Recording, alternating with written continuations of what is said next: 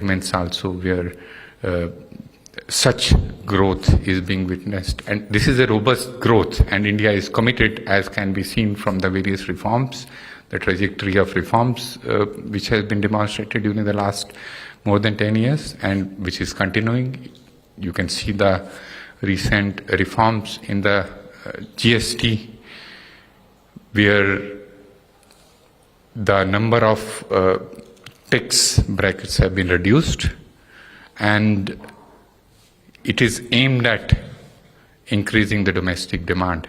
But this is not just one set of reforms which are being carried out. There are a number of reforms aimed at ease of doing business, in ensuring that whatever deregulation is required, this deregulation is carried out aggressively. The direction is extremely clear that deregulation to ensure that businesses do their business in an unhindered manner and investments are made in a very facilitative environment. These reforms are being carried out and will be carried out in future also. So given this trajectory, I don't see a reason why more investments will not flow in from partner countries where an agreement is already in place. And we, I think together, if we put our head together, this $100 billion, not in 10 years, we can very well close this target in a much shorter time, ensuring it's a win-win for both sides, ensuring that those who invest also gain from it, as well as the investees also gain from it. I wish all of us a very good session and good outcomes at the end of the session. Thank you very much for giving me this opportunity.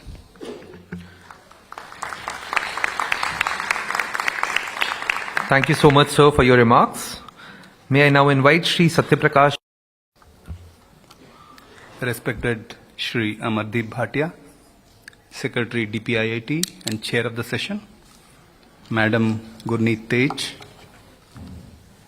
delegates from and dignitaries from EFTA, my colleague speaker,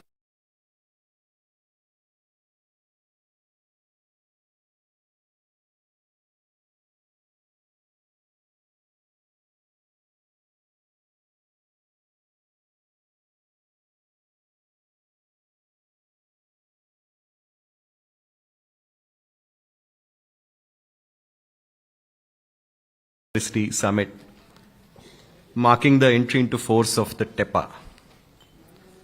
TEPA was signed on March 10th last year, 2024. March 10th was considered as an international awesome day.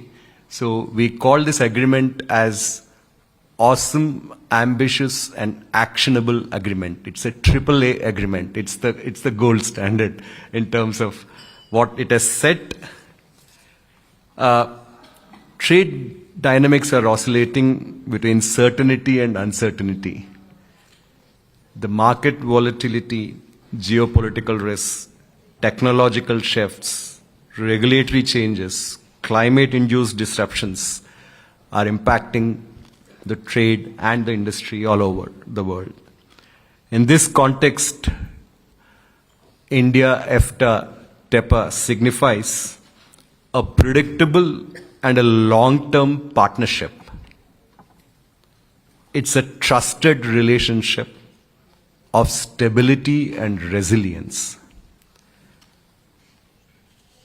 I would like to narrate a small story of the germination of this idea of TEPA. It was on 23rd of November where a delegation from India was in Geneva. We had the Joint Economic Commission where we had industry representatives from both the sides in Switzerland.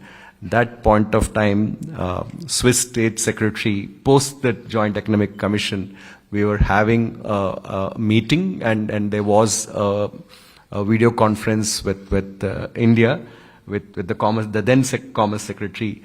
And we've exchanged some notes sitting together. I fondly recall those moments wherein the contours of what ought to be there in this agreement. I mean, I think all the 4 countries, what elements are of interest to them in India, and what are the elements of interest from India in all the 4 countries. I think this understanding is what laid the rock solid foundation for this agreement. And then from November on towards March, I think the final shape has been given. I think I still recall the lunch hosted by Swiss Secretary on Geneva on that day, where a number of industry representatives, and there was such an enthusiasm that this agreement need to move through. And today is that day where we have seen this come into force. With the entry of into force, we move from what was a text to actual execution now. And I'm confident that this partnership rests on a solid and carefully built foundation.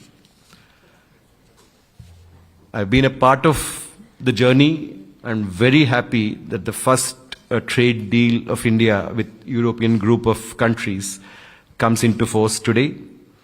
And I'm sure that generations to come will benefit from the work that took hundreds and thousands of man-hours from all the 5 countries and the dedicated effort that has been put.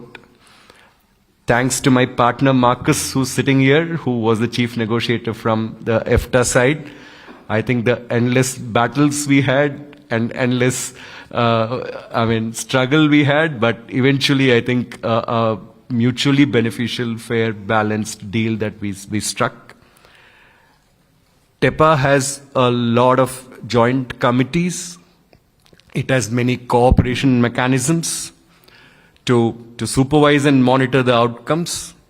We need to activate those committees and the working groups to review the progress from time to time. We are building the contact points, we're building the industry connect, and we are also looking in terms of the regional connect across different countries and different regions of India to move forward.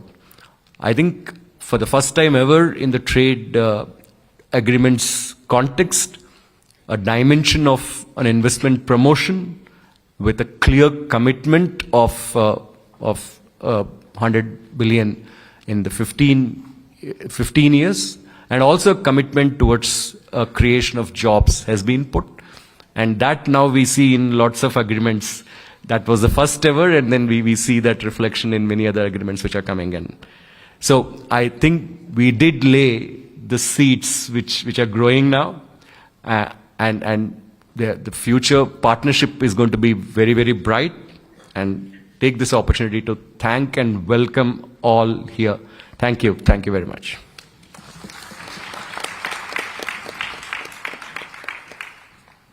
So thank you so very much. As shared in the beginning, we had a great business session just before this plenary session.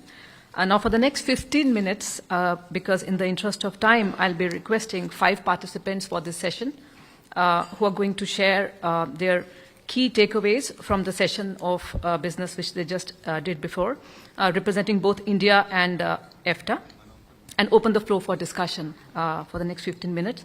May I request Shri Ranjit Kumar, CEO TECON Consulting Engineers and JV Partner of Workcase, and the request is to be just very brief. Thank you.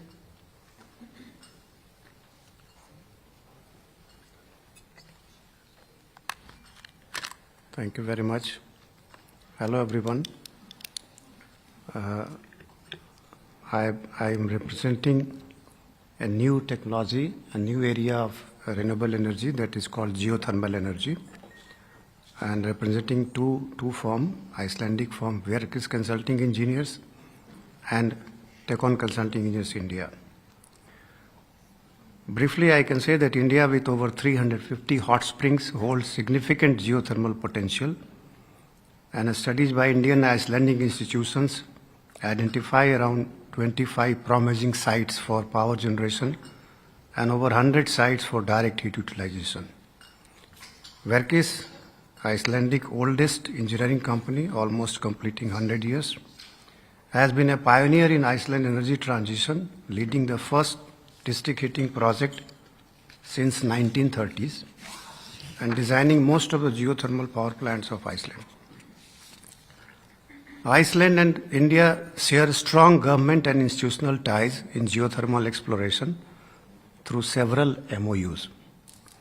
In recent years, we have been actively engaged in geothermal exploration in Ladakh and Uttarakhand. These efforts provide preliminary resource estimates, and deep drilling, often exceeding 2,000 meters and deeper, is essential to confirm actual potential. While costly and technically challenging, it is the only proven method for reliable resource validation. Geothermal development requires multidisciplinary expertise, and Iceland, with over 7 decades of success in this field, stands ready to share its knowledge and best practices. Thank you very much. Thank you, Mr. Kumar. May I now request Mr. Shekhar Sharma, CFO, Hilti.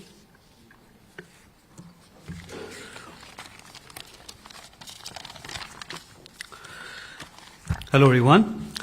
When a nation dreams of world-class infrastructure and a company dreams of making construction better, the result is progress that transforms generations. At Hilti, our purpose is clear: making construction better. We believe infrastructure is the foundation of economic progress, and India's vision of world-class connectivity, smart cities, and sustainable development resonates with us. Hilti's journey in India spans over 25 years.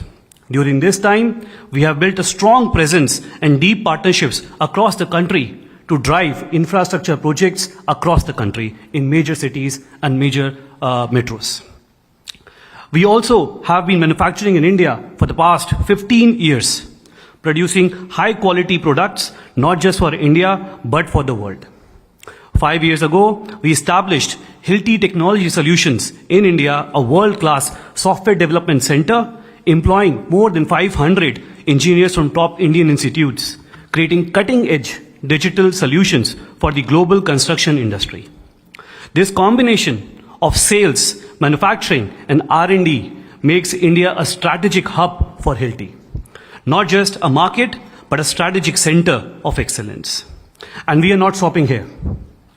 Over the last 3 years, Hilti has invested in developing a state-of-the-art manufacturing facility with investment of more than 250 crores in India. And we plan to expand this significantly in the coming years with further investments of 100 to 150 crores.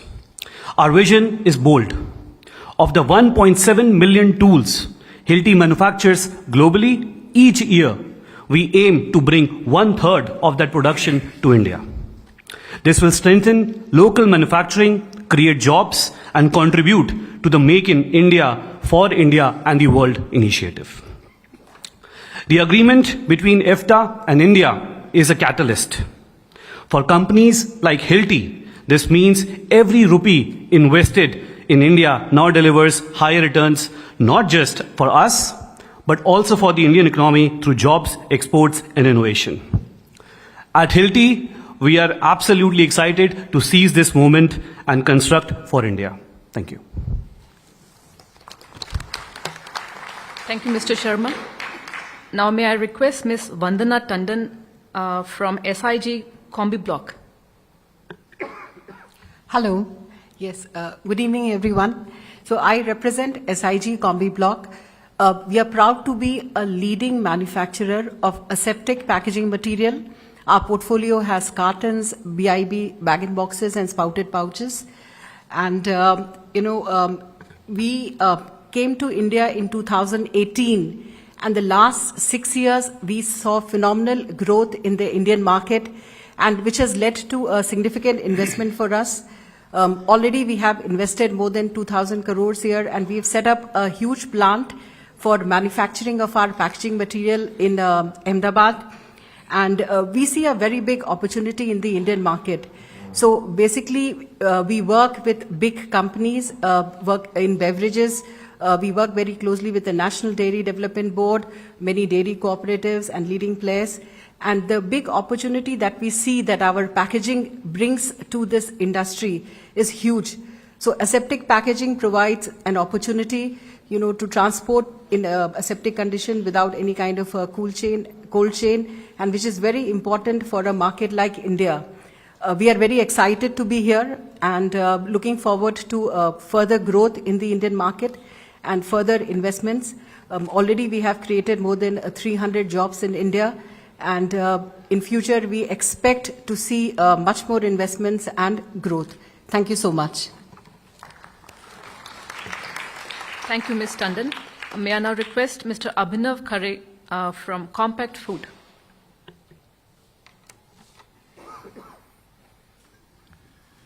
Honorable Chair, all the delegates, and my fellow business colleagues. I'm representing Compact Food Solutions, a Norwegian company.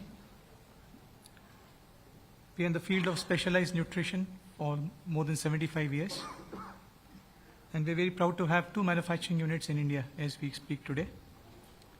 We're also very proud that from our facilities in India, we have saved millions of lives by supplying life-saving products to UN agencies. We are very, very keenly watching the development of TEPA because we believe that will help us bring many more innovative products to India and also participate in the domestic market. In the next 5 years, we plan to double our exports from India, from our facilities both in Delhi as well as in Rajkot. And we also plan to work very closely with Indian supply chain players in our backward integration. We believe this will touch many, many lives, especially farms' lives, because we want to work very closely with FPOs and farmers, and also invest and work very closely with the supply chain people to enable our cold supply chain as well as our warehousing. So I congratulate all of us, and I look forward to a wonderful next few years. Thank you.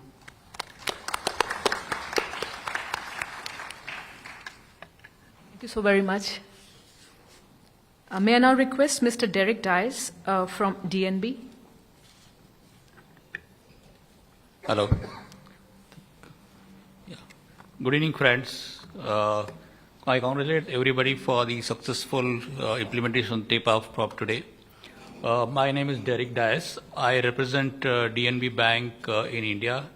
DNB Bank is the largest financial services entity in Norway.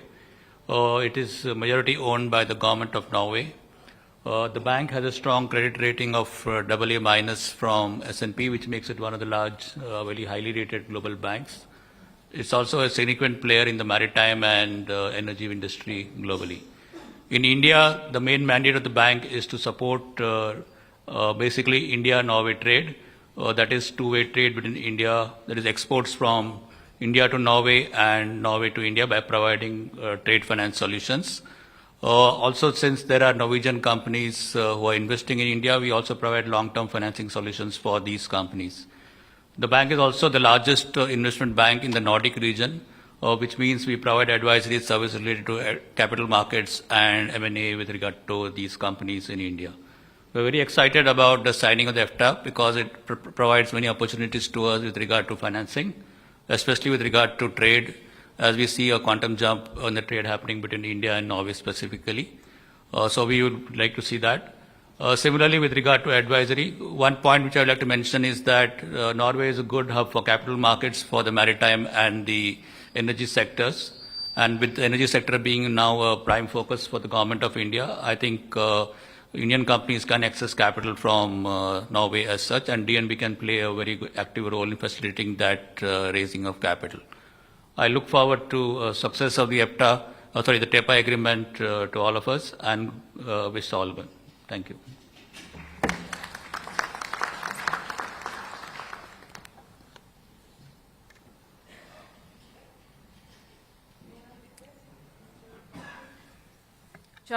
Charia. My apologies if I have not pronounced your name well. Thank you.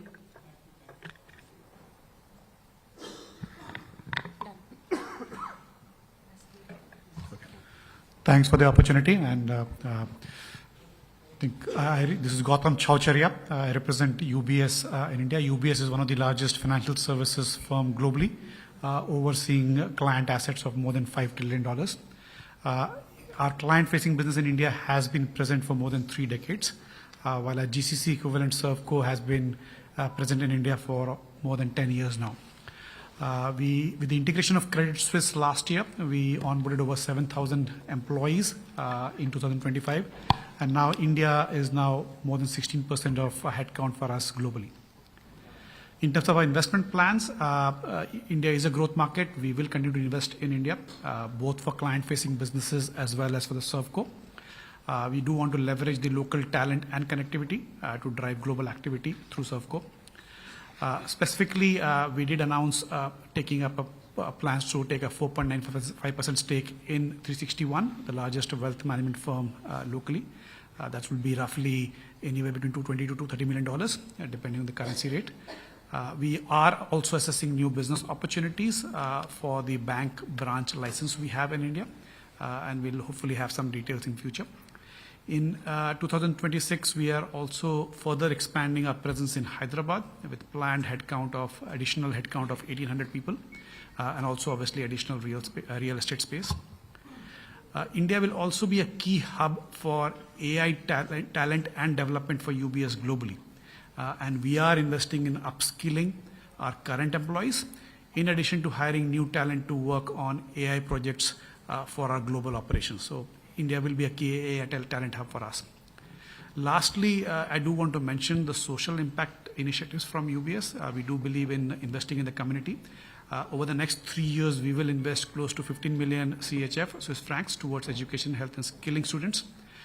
2 flagship programs, UBS Vidyarthi and UBS Athletic Kids Club. UBS Vidyarthi, we have already impacted around 26,400 students and youth across 50 institutions. And UBS Athletics Club, Neeraj Chopra is a brand ambassador for and advisor for us. It's a grassroots project. And our focus is to promote healthy habits among students of class 1 to 10. In the last 3 years, we have reached 3 lakh kids across 2,500 schools. We will also be piloting this in other cities soon. Thank you. Thank you, Mr. Gautam. May I now request Ms. Jyoti Vij from FICCI to share her thoughts. Thank you. Good evening, everybody. It's an honor and privilege to be here at the India-EFTA Prosperity Summit on behalf of FICCI and the Indian industry. I do congratulate the Government of India and the governments of the 4 EFTA countries for the historic India-EFTA Trade and Economic Partnership Agreement, acronymed as TEPA. For businesses, this agreement is much more than a trade agreement, opening up the opportunities for partnerships, investments, and collaborations across multiple sectors. It is indeed a model agreement that integrates innovation, sustainability, investment, and technology into the heart of our economic partnership. The TEPA is expected to substantially increase bilateral trade and investment flows, reduce tariff and non-tariff barriers, and create new frameworks for cooperation in digital trade, environmental sustainability, intellectual property, and innovation ecosystems. We also expect significant investments from the EFTA countries that will give a boost to the Make in India initiative. As Secretary DPIIT had mentioned in the earlier session, India has taken several measures towards deregulation, ensuring that businesses can operate efficiently while creating a facilitative environment for investment. The most recent reform, a very big reform, being the GST 2.0, which is transformative and will help in increasing demand and spurring investment. As mentioned in the previous session that we have before this, there is a significant potential in several sectors, as we saw in the presentation that were done by various line ministries. There is a huge government impetus through infrastructure investments like the mega parks, various policy incentives like the production-linked incentive, etc., and various sectors that were discussed, as well as continued focus on the ease of doing business. All these efforts ensure that India remains an attractive investment destination, And several business leaders presented optimism on the partnerships that can be forged under TEPA from both the sides. And as India's oldest and largest business chamber, FICCI stands ready to bridge between the government, in industry and innovators, and we see our role unfolding in following ways by having several sectoral working groups, potential trade missions and delegations, innovation exchanges, and policy advocacy. The India-EFTA partnership is built on deep complementarities. Together, we have the potential to not only expand bilateral trade and investment, but set a global example of sustainable, innovation-driven prosperity. And on behalf of FICCI, I reaffirm our unwavering commitment to supporting this journey. We stand ready to partner with all the stakeholders to ensure that the India-EFTA Prosperity Summit translates vision into action and dialogue into enduring outcomes. Thank you.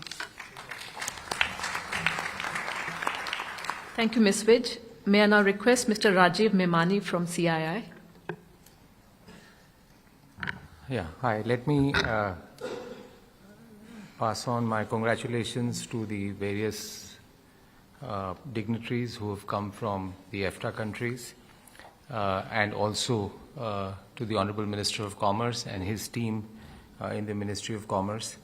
As this is a really historical agreement, and today as we officially commence the implementation of TEPA, it is a product of 16 years of negotiation of very complementary economies. The combined GDP of all the EFTA countries is about 1.5 trillion. India is about 4 trillion. Obviously, the population sizes are very, very different, but the specialization and the niche that is there in the EFTA countries and the size of the market, the growth in the economy, the dynamism in the economy that is in India, I think this makes the entire relationship very, very complementary. And as we go through the trade agreement, it is not a normal traditional free trade agreement. It's a very comprehensive economic partnership. It covers trade in goods.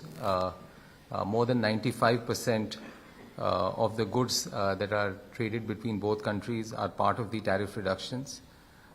Services, which is also very, very comprehensive, especially the better access through digital delivery of services, which is in Mode 1, commercial services, commercial presence in Mode 3, improved commitment and certainty for entry and temporary staff of key personnel, Mode 4, provision for mutual recognition agreement in professional services like nursing, chartered accountants, architects.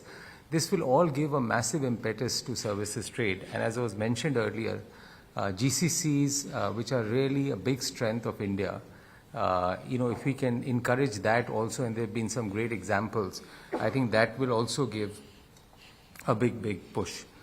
The third, and which is probably the most unique aspect, is the $100 billion commitment of investment from the EFTA countries over the next 15 years and 1 million net new jobs.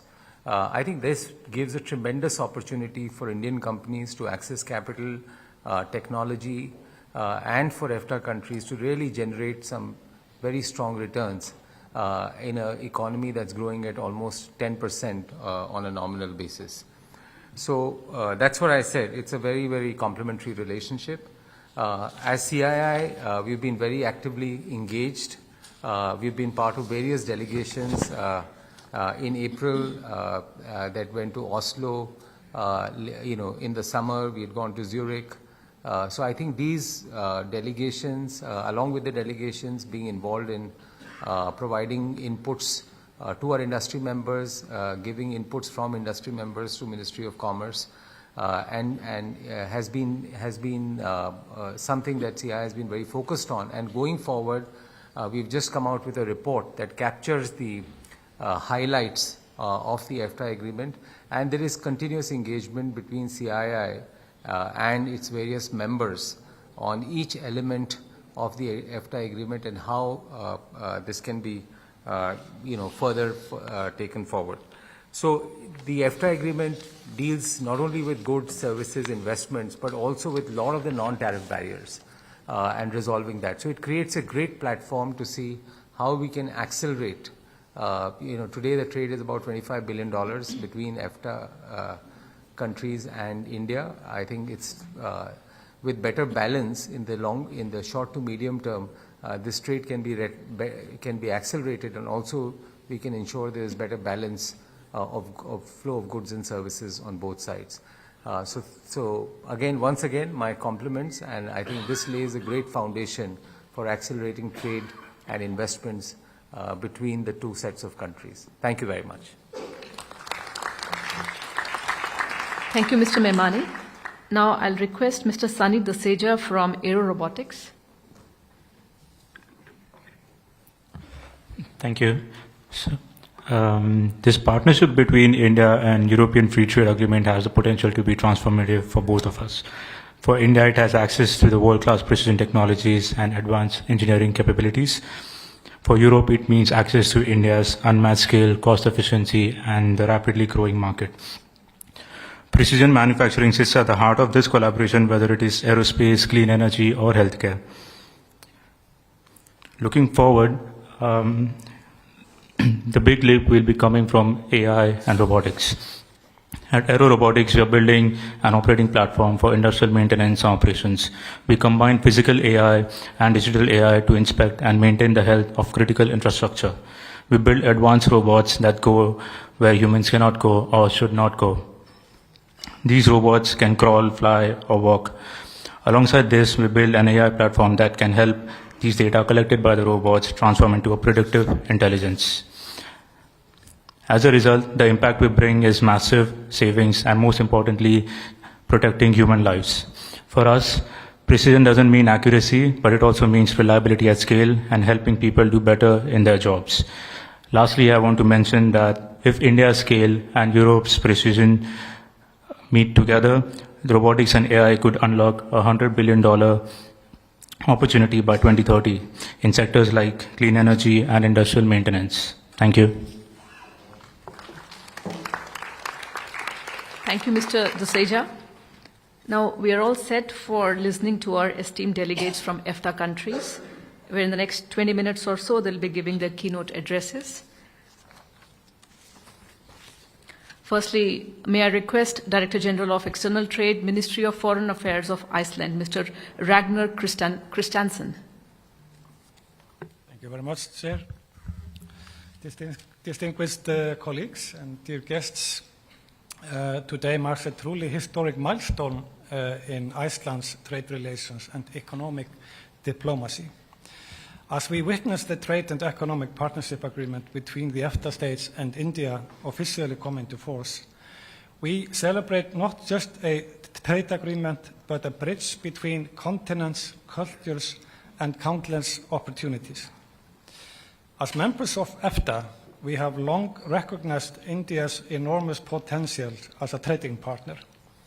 With its population of 1.4 billion people and aspirational middle class, India represents not just a thriving market, but a gateway to South Asia and beyond. For Iceland specifically, TEPA opens doors that align perfectly with our strength in fisheries, renewable energy, biotechnology, and digital services. The agreement reflects our shared commitment and responsible trade practices. It includes robust provisions for environmental protection and sustainable development, ensuring that our economic partnership contributes positively to global climate goals. Today's entry into force is not merely a symbolic moment. It marks the beginning of active implementation that will generate immediate and tangible benefits.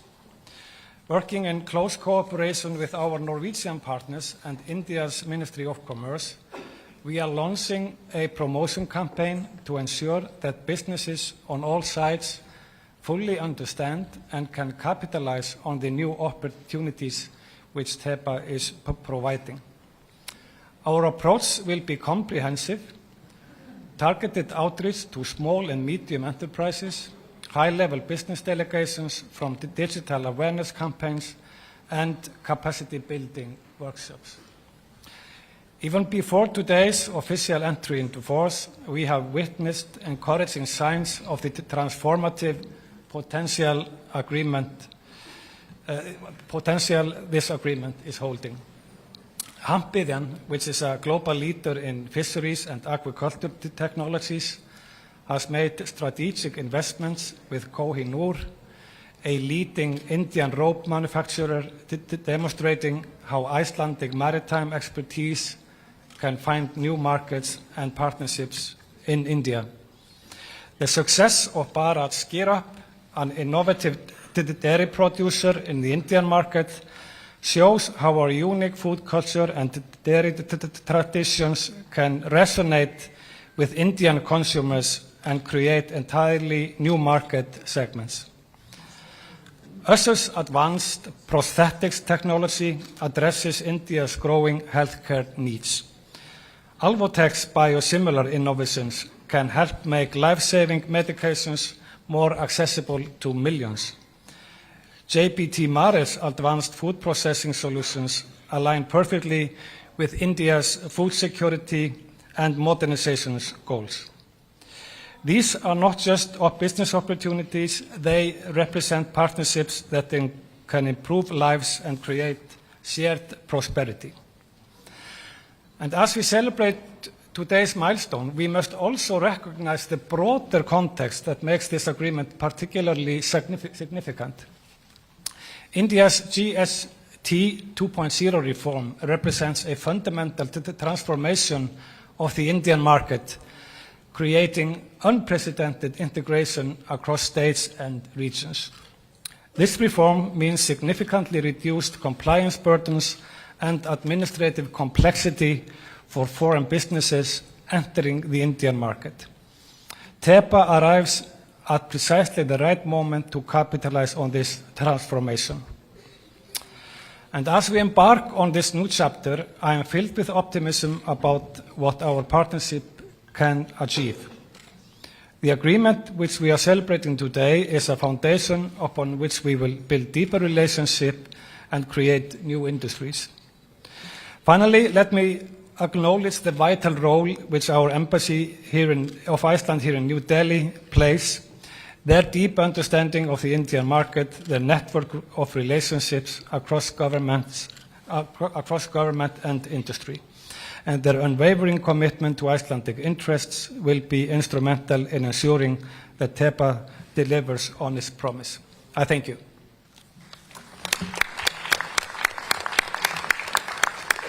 Thank you, Mr. Christensen. I also welcome Shri Piyush Goyal, India's Commerce and Industry Minister, for joining this event.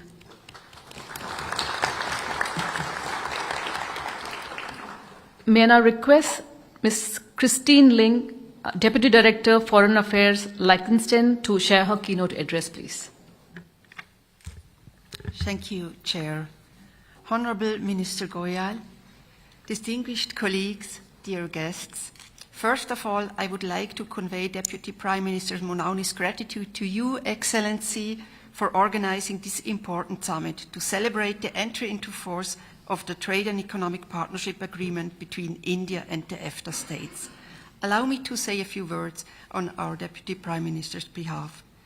Liechtenstein's businesses had long anticipated the conclusion of the TEPA, and when we were able to announce its signing back in March 2024, the news prompted enthusiastic words of welcome by our economic operators. The Liechtenstein government views its entry into force today as a milestone and as a pivotal moment in Indian-Liechtenstein economic relations that will open doors to new opportunities for business in both countries and in all EFTA countries alike. My country is often known for its financial sector and high stability, political stability. And I am very happy that our largest bank, LGT, is represented here today by its Indian CEO. Less well known is the fact that Liechtenstein is Europe's most industrialized country and that our industry features a number of highly innovative and world-leading companies in their various fields of expertise. One example that stands out is Hilti, a company that is known in many parts of the world and that has been present in India for many years now. They are a global leader in system solutions for construction professionals, and they stand for high quality and reliability as it is trusted on construction sites the world over. Several high-profile infrastructure projects in India were realized with the help of Hilti components, like some of the largest metro systems and airports. We have heard about the recent investments and projects ahead by the CFO of Hilti India just in this session before. In short, as small as Liechtenstein may seem in absolute terms, and especially compared to the world's most populous country, India, we are convinced that our companies will make a valuable and high-quality contribution to the realization of India's economic aspirations, be it for enhancing infrastructure, boosting manufacturing, or fostering innovation and technology and a highly qualified workforce, and for the financing of such projects. Which brings me to my last point. Excellency, we have raised this point before, and we will continue to do so tirelessly because it is important. We know from experience that trade benefits from legal certainty created through free trade agreements. And just as importantly, foreign direct investments thrive with reliable legal frameworks created through double taxation treaties. Moving our efforts forward to conclude a DTT with India is front and center on our agenda. To translate Chapter 7 of this important agreement into action and to create a level playing field with other EFTA countries. We trust that we continue to count on your support on this matter. With this agreement now in effect, we look forward to the new opportunities and stronger partnerships it will bring, turning potential into progress for everyone involved. Thank you.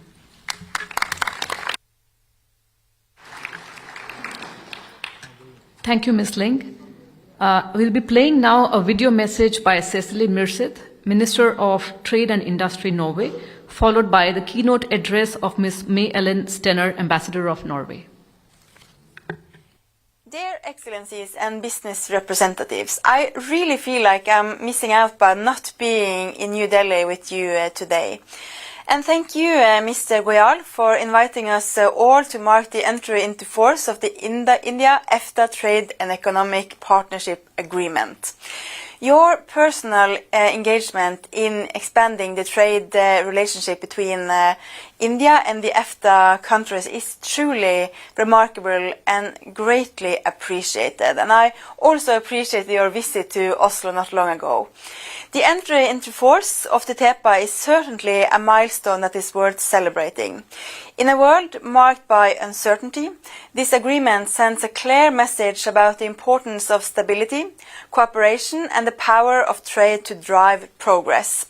The bilateral relations between Norway and India are already strong, but with TEPA we are boosting our ties even further. The agreement creates new possibilities for our businesses that we believe can lead to further growth and innovation on both sides. For Norway, TEPA offers an open door to one of the largest, fastest growing and most future-oriented markets in the world. As Prime Minister Modi has said on several occasions, India can be the growth engine of the world. And with its yearly growth rates, there is little question that today India is the locomotive amongst the world's largest economies. Norway is happy to partake in this journey. Our businesses are world leaders in many areas connected with green solutions for the future. For example, in energy, shipping, industry, infrastructure, and construction. Norway remains fully committed to making the most out of the TEPA.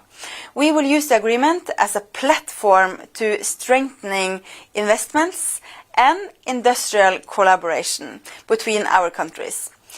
Team Norway in India are working every day to assist companies that wish to trade with and invest in India. And together with the EFTA desk at Invest India and colleagues from the other EFTA countries, they make up an excellent team TEPA. I believe it is this day-to-day effort that will ensure our success in the longer term. And to the business representative, I just want to remind you that the potential in India is massive. I encourage you to use this day to share openly and discuss your thoughts, questions and concerns regarding opportunities in India. I wish you the best of luck with this event. I really should have been there with you, but thank you so much.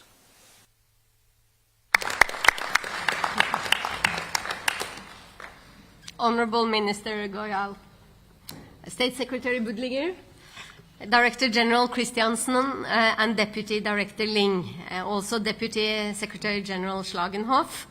Welcome newcomers Secretary Agrawal and dear Special Secretary Srinivas, dear friends of the EFTA-India Trade Agreement. Aaj ka din bahut khas hai. EFTA और भारत का व्यापार अनुबंध हो रहा है.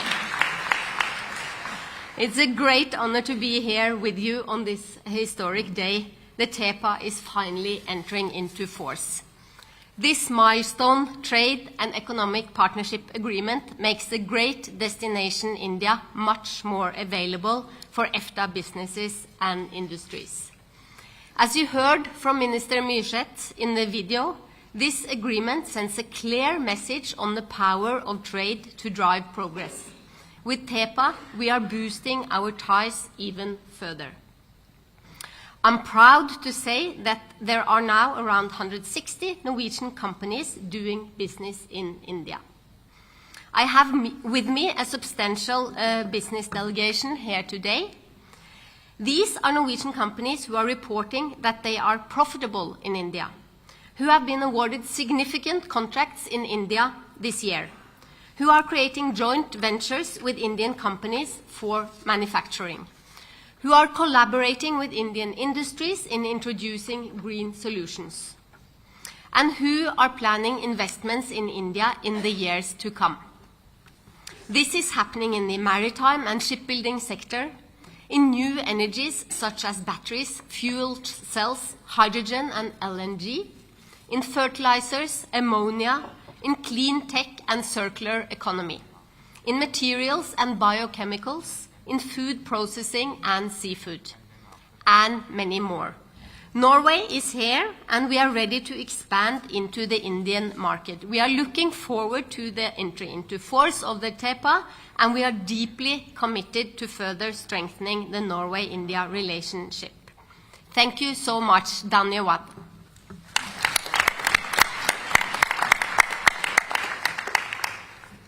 Thank you so very much. It's my honor now to request State Secretary of Switzerland, Ms. Helene Budliger Artida, to give her keynote address, please. Thank you very much, Chair, Honorable Minister Goyal, my dear friend Piyush, secretaries, and a particular welcome to the newcomer secretary. I think since it's your first day at work, you're probably just for the rest of your mission linked with the TEPA, with EFTA. I hope it's a good experience on your first day. Dear friends from India, ladies and gentlemen, today is not just a ceremony. For us, it's a big day of celebration, a day that marks the beginning of a new chapter in the partnership between the EFTA states and India. I learned from our local team that today is also Maha Navami. It's surely not a coincidence that this auspicious day coincides with the coming into force of TEPA, a sign that TEPA begins with divine blessings. When I took office as State Secretary for Economic Affairs in August 2022, few actually believed that the trade and economic partnership with India would ever be concluded, let alone enter into force. You're nodding. After 14 years of negotiations at the time, the process had stalled, the optimism had faded, the file was quite frankly gathering dust. But I remember receiving a message from our then ambassador, the previous ambassador here in India, just before I started my function, Ralph Heckner.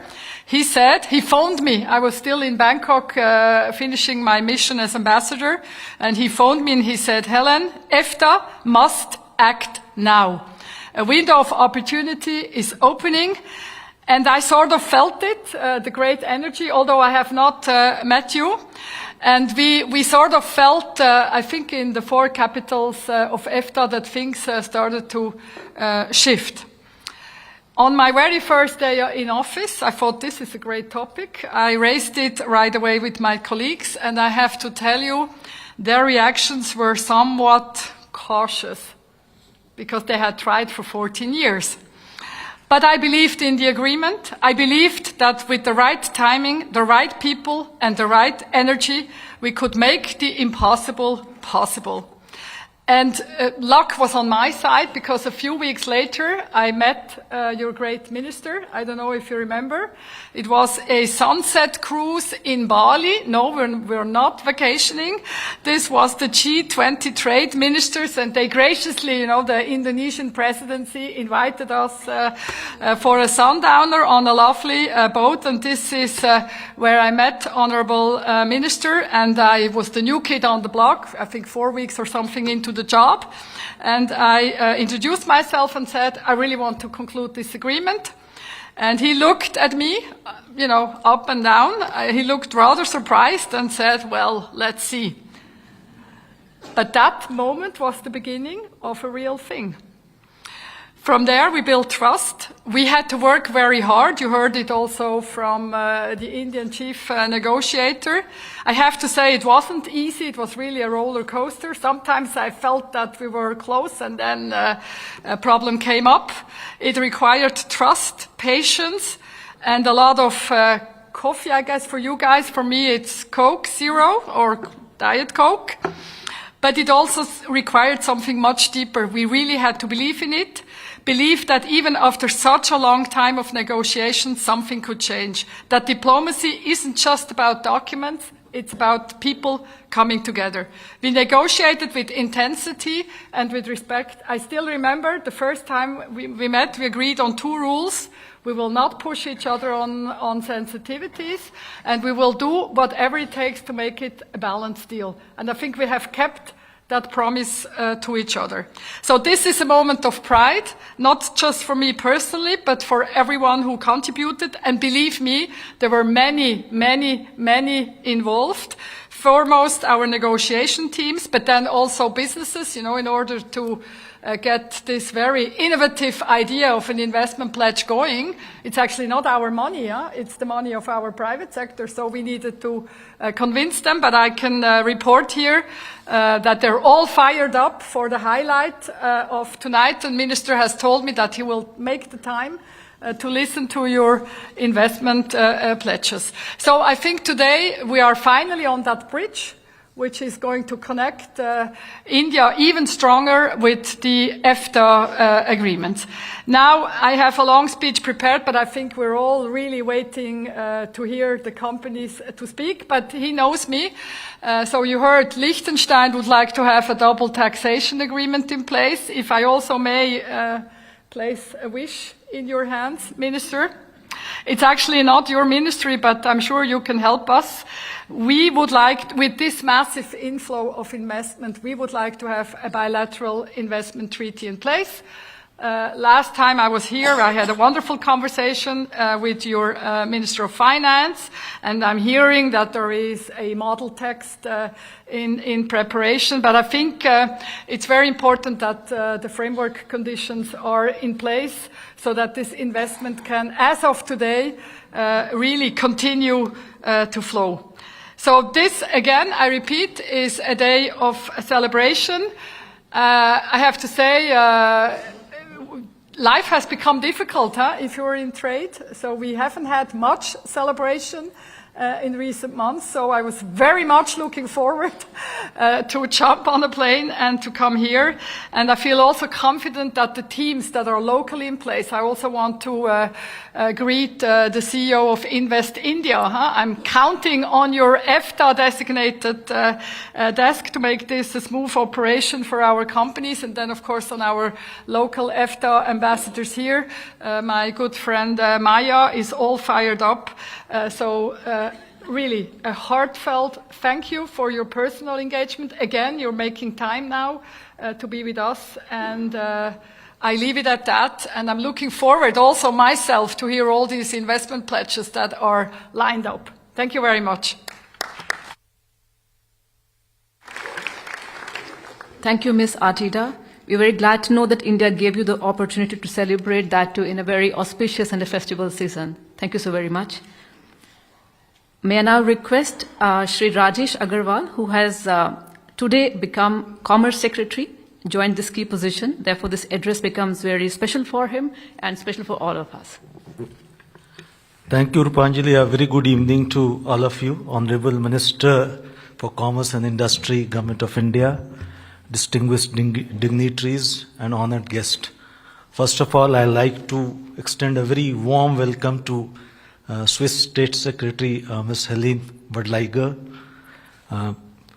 Mr. Ragnar Christiansen, Director General from Iceland, Ms. Christine Link from Liechtenstein, and Ambassador May Ellen Stenner from from Norway. So a very warm welcome to all of you. I think your presence today for this operationalization of India-EFTA TEPA is a signal that there is a collective wisdom and collective will to make this agreement actually work. So the presence itself goes on to signify that. Second, as a first day as Commerce Secretary, as my first day in the Commerce Secretary, I think I couldn't have asked for more. In the troubled times that we today live in, especially in trade where uncertainty is taking center stage, and India-EFTA TEPA operationalization is a signal to the world that we believe in free and fair trade.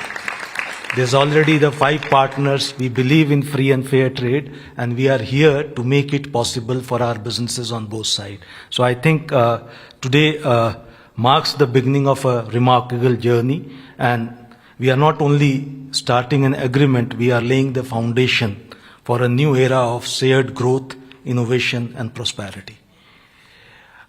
Couple of points that I like to add, because I think Honorable Minister is here. I'll not like to take much time because he has been the architect of this agreement, and nobody knows better than him what took to build and arrive at this agreement.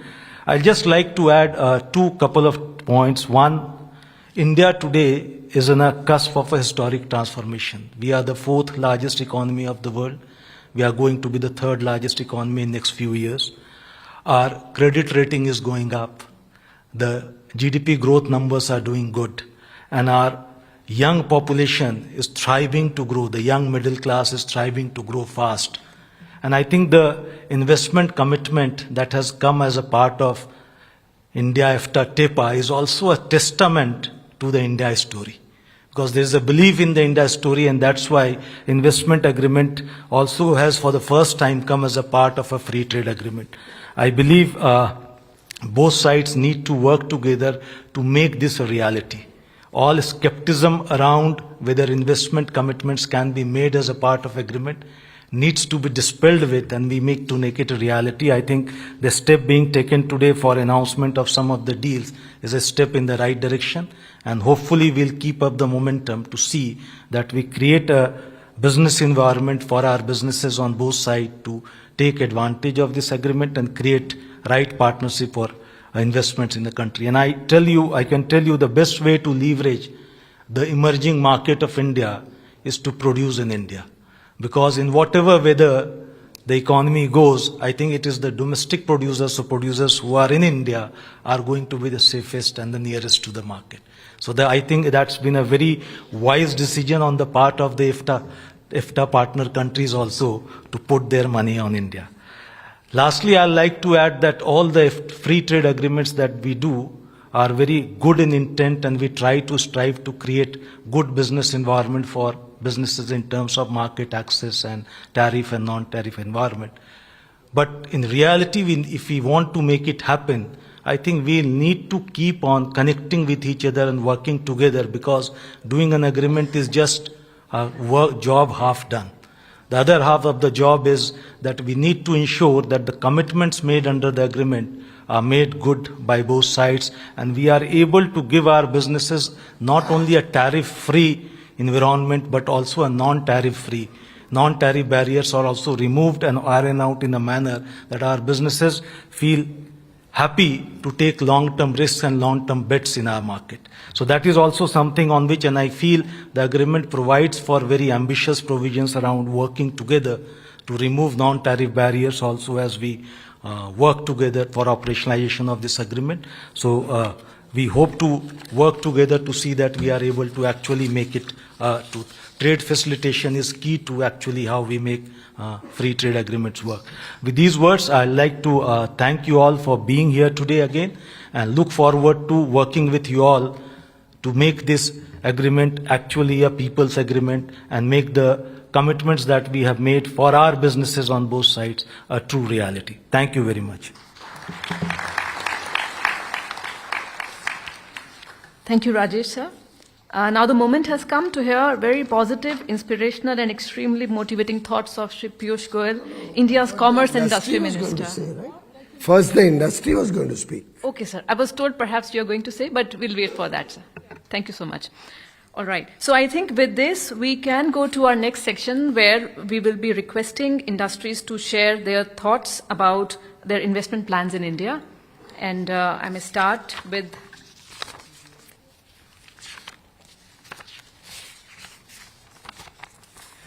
Shri S.N. Dwivedi, representing Skyrup. Thank you.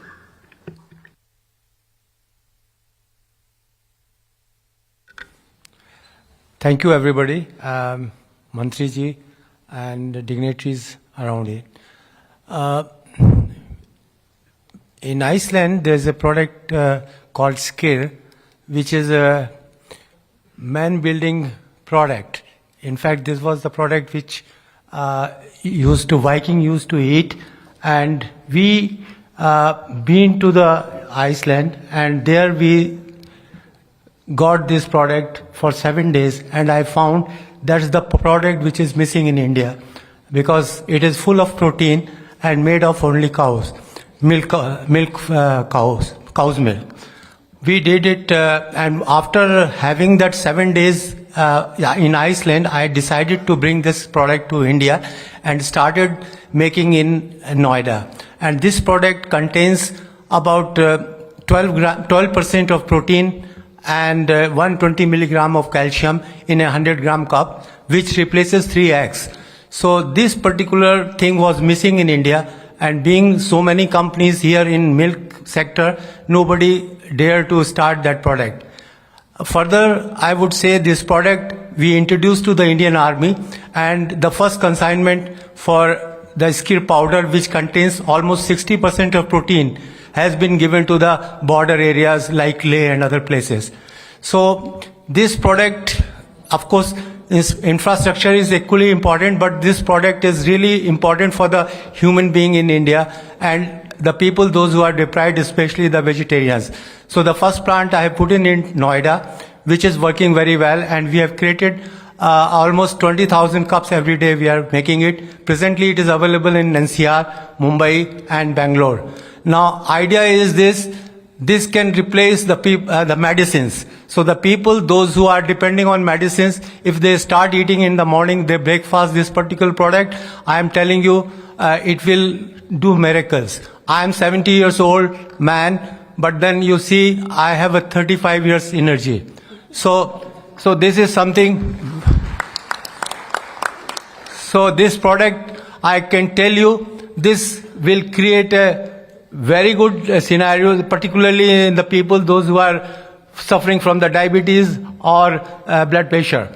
And I would say the next my proposal is that we should make this plant in every state of India, so that the people, the healthy India is there, and I am there for that. Thank you very much.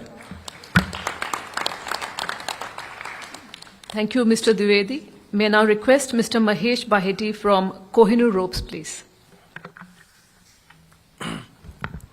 Hello, good afternoon, everybody, and namaskar. My name is Mahesh Baheti. I am representing Kohinoor Ropes and Nets Private Limited from India and Ampigen HF from Iceland. The two companies already working together in the way of highlights of exactly what this agreement aims to achieve. Kohinoor Ropes India Private Limited and Hampton HF have recently signed a joint venture and strategic partnership together in February 2025. And we are working together for last 7 years in the field of technical textile and manufacturing ropes, nets, aquaculture product for the global market. Kohinoor is producing their product for last 40 years in India in a very small town called Selu, which is not more than 50,000 people. We are exporting more than 50 containers. We are exporting to more than 50 countries, close to 100 containers every month. And now with the partnership from Icelandic company Hampton Group, which is a global company having operations in 78 locations, we are bringing all the manufacturing to India as a part of this agreement. And we are now planning to produce everything in India and making India as a hub for global manufacturing for the group company. Together, Baheti family, who is a promoter of Kohinoor Ropes and the Hampton Group, we are now investing in India for the expansion, and we have already acquired a land in Aurangabad in Maharashtra and plan to start the new facilities within 1 year. This, I believe, a great achievement that we are working together, and we are very thankful for this agreement, thankful for the government to promote this thing, and we could see a real success in coming times in the global market. Thank you. Thank you, Mr. Baheti. Now I'm requesting Mr. Atul Singh from LGT India.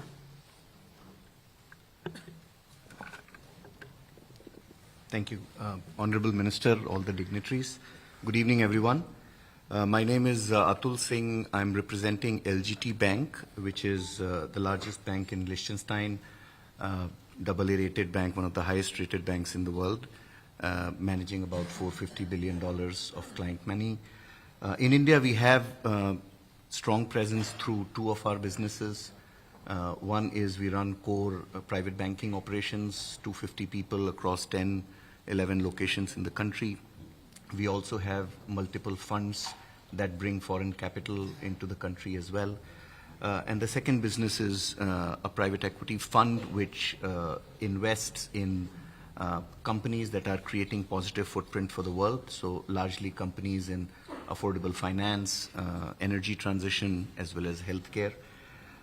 And we have, India is, for the bank, India is one of the core strategic markets outside Europe. And we continue to be, continue to build our business and execute against our expansion plans. We have multiple licenses. We are fully regulated with SEBI, and we have now applied for an NBFC with RBI as well. So, like I said, it is one of our core markets, and we have strong expansion plans for both our businesses. Thank you. Thank you, Mr. Singh. I'm requesting now Mr. Jayant Kumar from Hilti, India.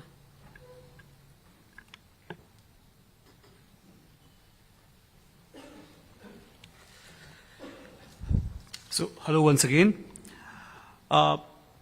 So I'm Shekhar Sharma. I'm representing Hilti India over here. And once again, it's an honor to be here today as we mark the beginning of a historic agreement between EFTA and India, a partnership that will redefine opportunities for trade, technology, and sustainable growth. At Hilti, our purpose is clear: making construction better, and we believe infrastructure is the foundation of economic progress. And India's vision for world-class connectivity, smart cities, and sustainable development resonates deeply with us. Hilti's journey in India spans over 25 years. During this time, we have built a strong presence and deep partnership across the country. We employ more than 2,000 people across the country and also partner with the largest and the strongest construction companies across India who build for India and also outside of India.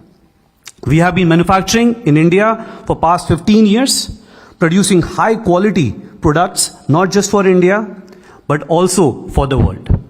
5 years ago, we established Hilti Technology Solutions, which is a technology R&D company which also is creating software solutions for the world and employs some of the top students from across the universities in India. The combination of sales, manufacturing, and R&D makes India a strategic hub for Hilti. And India for us is not just a market, but a center of excellence. And we are not stopping here. Over the last 3 years, in India, we have invested more than 250 crores to create a state-of-the-art manufacturing facility. We are also trying to bring 1/3 of the 1.7 million tools Hilti manufactures globally. And we aim to make sure that this allows us to realize the vision of making in India, for India, and for the world. Besides business, Hilti is also working to help India achieve its sustainability goals. Sustainability is at the heart of Hilti strategy, and we are a carbon neutral organization and aim to become net zero by 2050. And India is a key part of this journey. Our manufacturing plant in Baroda is a testament to this commitment. It is the first industrial facility in the country to receive the prestigious DGNB Gold certification for sustainable construction. This is not just a milestone for Hilti, it is a benchmark in the industry. We are now helping multiple renowned biggest contractors of the country to create sustainable buildings in India and abroad. The agreement between EFTA and India is a catalyst.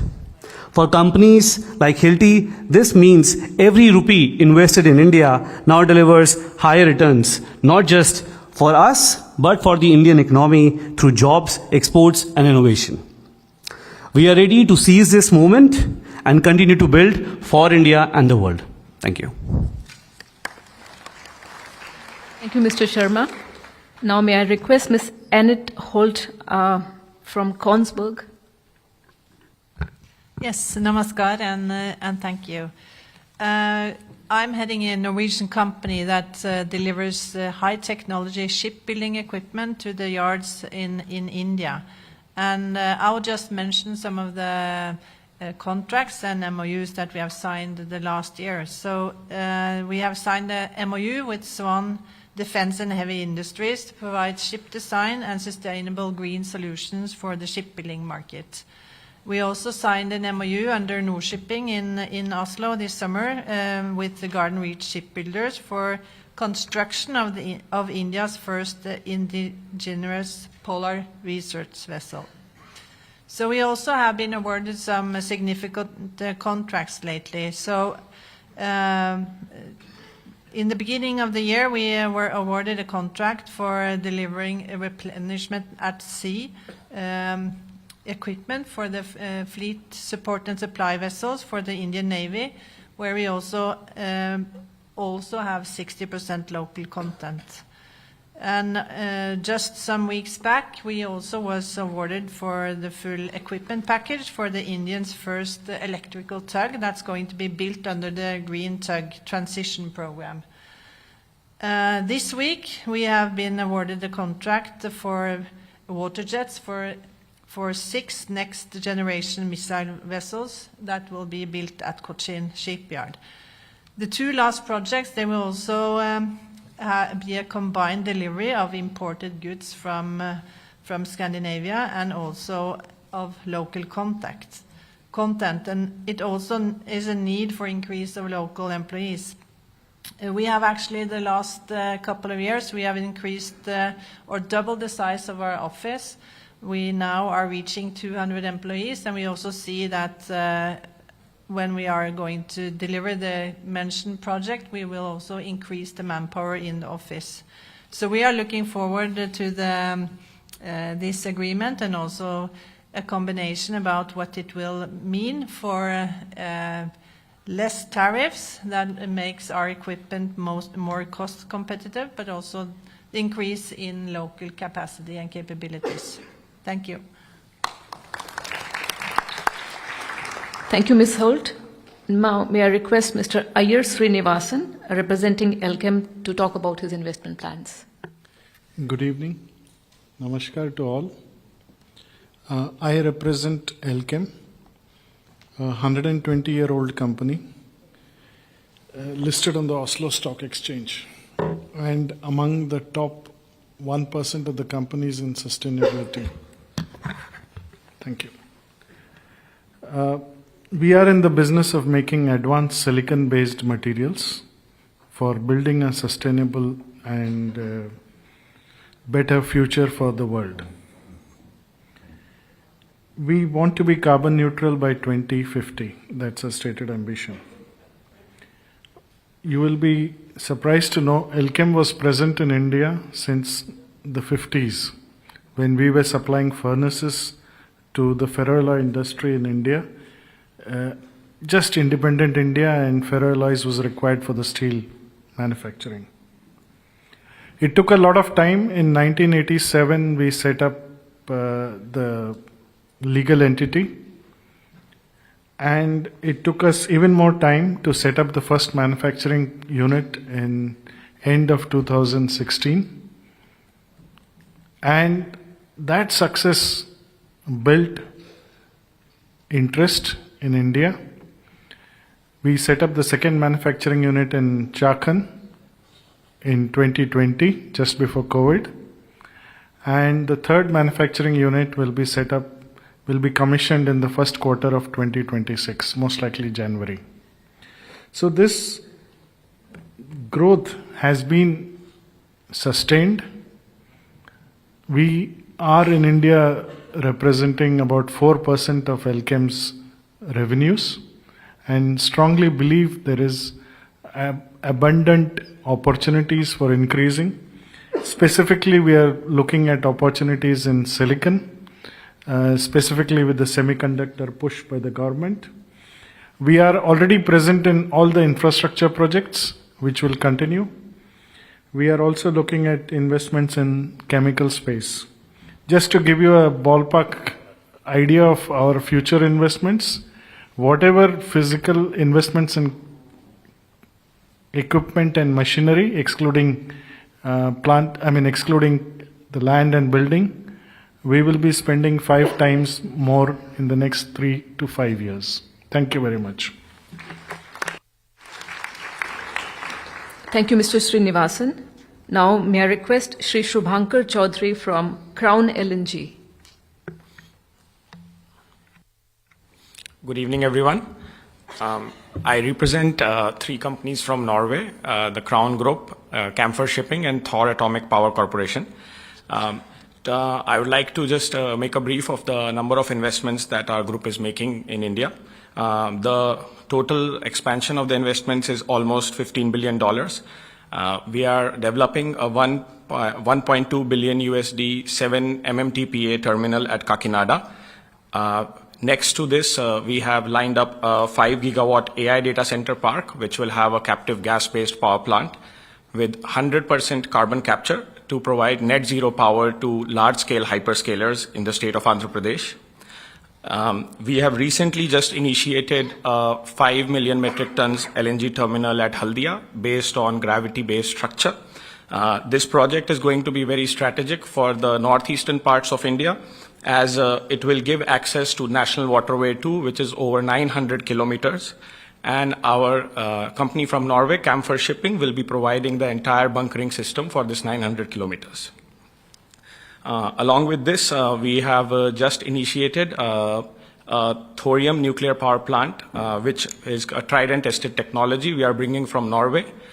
This 1 gigawatt power plant will be approximately $5 billion investment.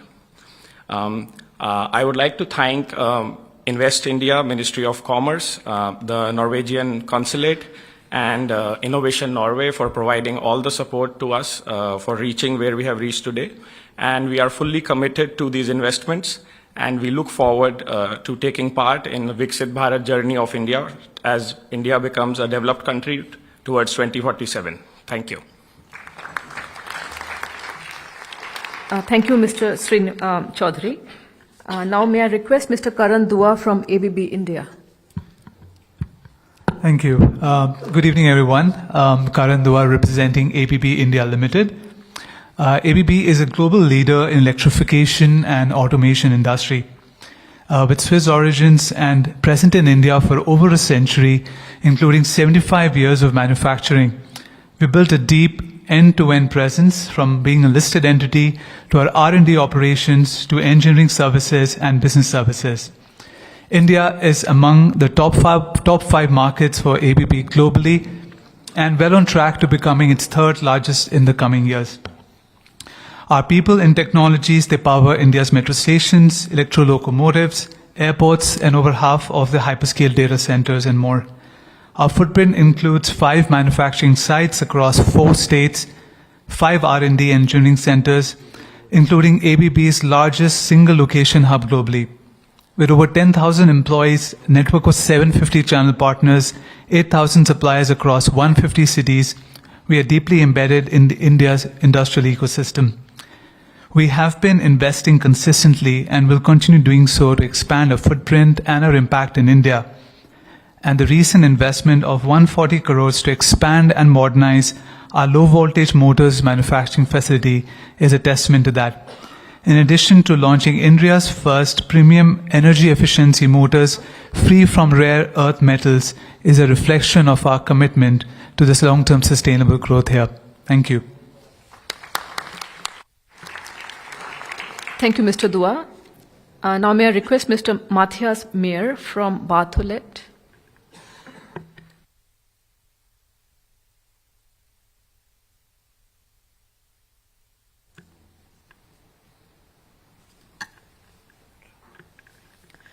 I think the gentleman is not here, so we go to the next, Shri Bikram Saha, representing Benninger India Private Limited.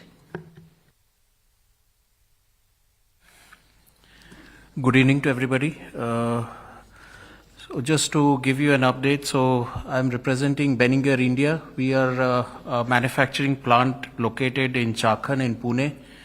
So we are a global leader in the machines and system supplier for wet textile finishing and tire cut solutions. In 2016, we were acquired by the Jacob Müller Group in Switzerland, which is a family-owned business group. Jacob Müller Holding has 4 different other companies right currently. And now Jacob Müller has decided that they will increase their footprint of manufacturing of all the 4 companies through the Benninger India organization, which is in Pune. Benninger India has been operative since 1991 with a local subsidiary since, and in 2017 we moved to the new plant in Chakan. We have a workforce of more than 200 people. And Benninger India has the highest number of R&D engineers in its worldwide manufacturing footprint for the transfer of know-how for man-made fibers and the polyester fiber machines. And of course, we are also looking continuously to increase our footprint mostly in the discontinuous segment of machine and on the knitted textile machines. We focus on increase on the headcount for R&D engineering and have a bigger team in the skilled workforce of our shop floor. We nearly look to double our strength in both these areas of our current workforce. And being a leader and the most trusted brand in continuous wet finishing and processing machines, we like to introduce all these products locally made in India for the Indian customers going forward. That's the motive of the organization. And I'm glad to say this has been I've got a very good support from our headquarters in Switzerland on this. And we are, of course, known for our low resource consumptions and, of course, first time right production.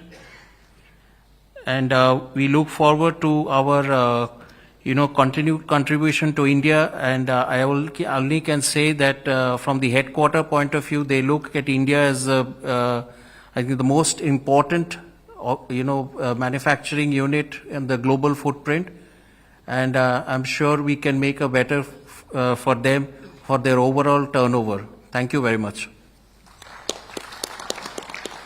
Thank you, Mr. Saha. Now I'm requesting Mr. George Fortio from Bobst India.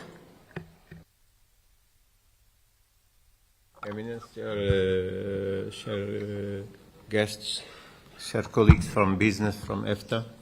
I'm representing Bobst India. I'm the general manager. We are part of a group that is worldwide leader in the packaging solutions for the converters market. Here in India, we are now for 30 years. The company by itself has a story of 135 years. We started with a single plant that lasted until 2 years ago, where we had this mindset change, and we decided to bring to India more complex products. So we are like in low entry products, but we decided to bring additional products, more complex, with more technology, with more know-how, what demands an effort also in development, our R&D organization, to be able to manage this kind of products.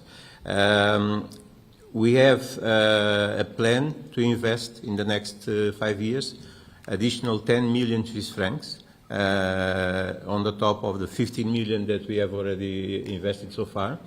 So I would say that we've doubled our footprint in India between March 25 and today. So today we are celebrating a trade agreement. Whilst India is celebrating the opening of its third plant in Pune. We are based in Pune.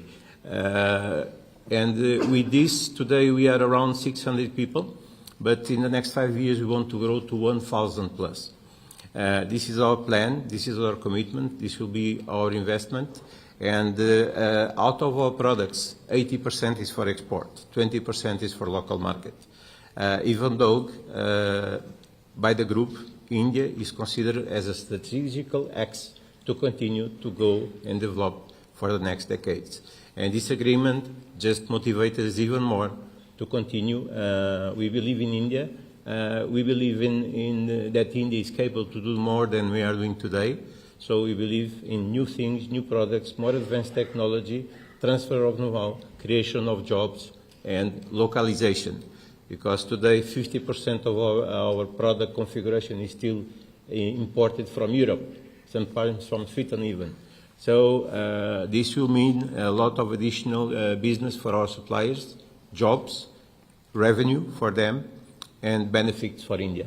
And that's our commitment, and that's where we want to go, and that's our path. Thank you very much. Thank you, Mr. Fortio. May I now request Mr. Kapil Sehgal from Hydraulics Private Limited. Hello, everyone. It's my pleasure to introduce our company, Booker Hydraulics Private Limited. We are based in Gurgaon, Manesar, with more than 400 employees. We started our operations in 2006. Booker Hydraulics is a part of a global company called Booker Industries. It's a family-owned Swiss Stock Exchange-listed company. It is known for Swiss precision innovation. It's a leading international manufacturer of agricultural equipment as well as municipal equipments, glass forming industry, as well as hydraulic components from which I belong to. Since we started manufacturing in 2006, we have been investing step by step into our capabilities. However, since 2014, the major impetus towards setting up our own manufacturing base started, and during last 10 years, we would have invested at least 200 crores, and we have a state-of-the-art manufacturing facility with highly automated manufacturing. We are preferred supplier by agricultural customers in India, construction equipment customers in India. We are selling to Indian customers as well as exporting out of India to various countries, including US, even Brazil, even China, Germany, Italy, and Switzerland. So going forward, in the next 4 to 5 years, as part of our Vision 2030 plan, we plan to invest another 200 crores or so. This will help us expand our capacity, which will help us more or less double the turnover in India and also increase our export to more than double in the years to come.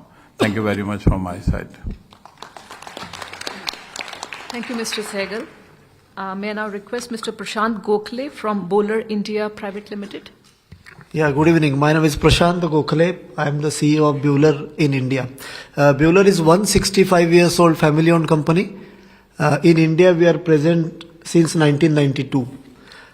We have seen it in the afternoon, the positive trends what India is throwing in terms of food processing, energy, automotive, electromobility, and the Global Competence or Capability Center. And we see exactly on the similar lines in our own business, in our customers' business as well. So to see that since we are here in 1992, the expansion is always into our DNA since then. But what we see in next 3 to 4 years, this will accelerate to the next level. One is the growth opportunities in India for the business, as well as second is to mitigate the global geopolitical challenges what persist in our own organization. We are going to double our manufacturing capacity, and it will be in Bangalore in Karnataka, where we are located, head office. Second, Bueller globally spending close to 4.5 to 5% of our revenue on R&D.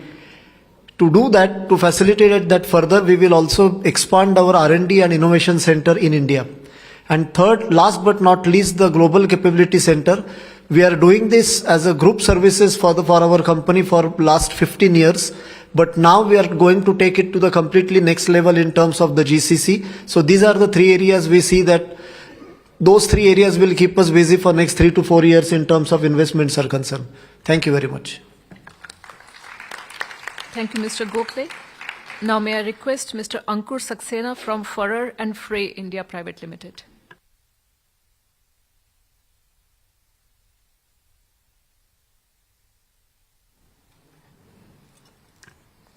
Okay, it appears the gentleman is not here. Oh, my apologies. Can we give a pass to you, a mic to you?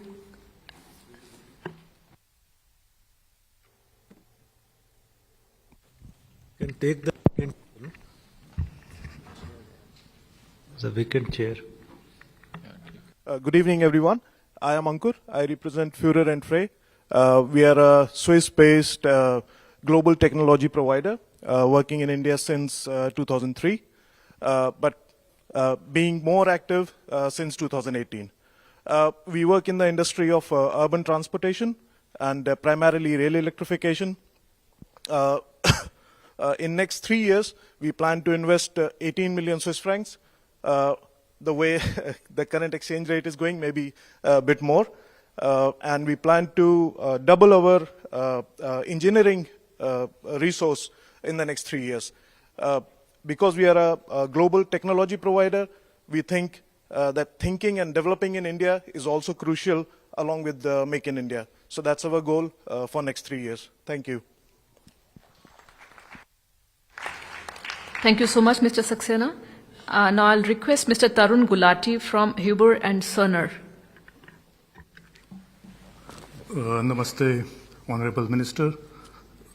My name is Tarun Gulati, representing Huber and Cerner in India. The bond between India and Huber and Cerner is a very special one, and it's based on market trust and local presence for last more than 21 years. We have been serving the telecom, railways, aerospace, and defense industries. We started like a boutique cable harness assembly setup in 2004 in Gurgaon. Over the last 21 years, we are now a leading technology and world-class electronic manufacturing company for digital and physical connectivity solutions. Today in Manesar, we employ more than 1,000 colleagues and generate revenues. Last year, our revenue was almost 1,400 crores. Noteworthy achievements, especially of last 2 years, has been the BSNL 4G program. In fact, last Saturday, Prime Minister inaugurated Swadeshi 4G stack, and we were a proud contributor of the base station antennas, the antennas which you see on the mobile mast all over the India. Most of the metro rollouts have our wireless solutions. Inside the coach, there are high performance antennas and cable assemblies. This is what we have been supplying since Delhi Metro actually. And also in Kavach program, we are a leading contributor now. In addition, we have been expanding our presence in the defense sector. Quite a few missile programs have our parts and components, and also on the satellite connectivity programs, we are a leading contributor. As part of our commitment to the nation, we're planning to invest additional 9 to 10 million in next couple of years, and also expand our headcount almost to 2,000 technical qualified headcount. This strategic investment will actually bolster our leadership position and manufacturing capabilities. And it's more focused towards artificial intelligence, hyperscaler data centers. And this also, we think, will take us to the next level in terms of revenue generation and sustainability here in India. Lastly, sir, I would also like to thank you for all the benefits we have been accruing through various incentive schemes like production-linked incentive scheme. We have been the beneficiary for the telecom, in the telecom space, and quite a few other government incentive schemes.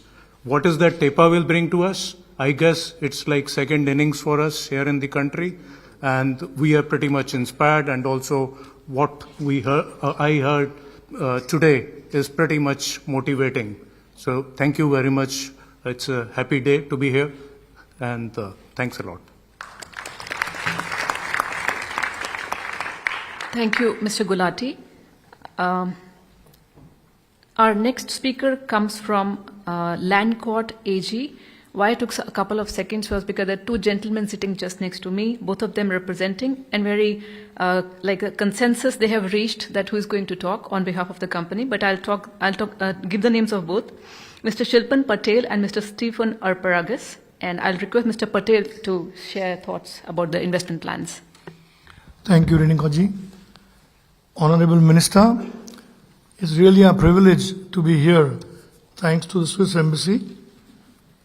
Land Court AG has been in the business since 150 years. We have been producing currency paper since the last 150 years, and we are owned by the Swiss National Bank. Since 2019, a JV was formed between our company, Aero Green Tech, and Land Court under the Make in India initiative. Mr. Stefan Arpagaus is also on the board with me. We plan to invest around 25 to 30 million Swiss francs in India. Everyone is talking about their own company, own product, but you know what Switzerland is known for? It's called Swiss quality. And Land Court currency is also used, substrate is also used for the original Land Court currency, the CHF, because of Swiss technology, Swiss quality, and the life is more than 10x compared to our paper notes. So we intend to make this in India, make the substrate in India, and export to the world. May I give 1 second to Mr. Stefan Arpagaus? Yes, thank you very much for this privilege to talk to this audience. We are 150 years old, but we have an innovative company, and we are proud to invest in the future our substrate. Thank you very much to all.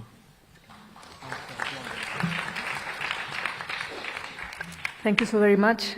May I request Captain Deepak Tiwari from MSC Agency, India Private Limited.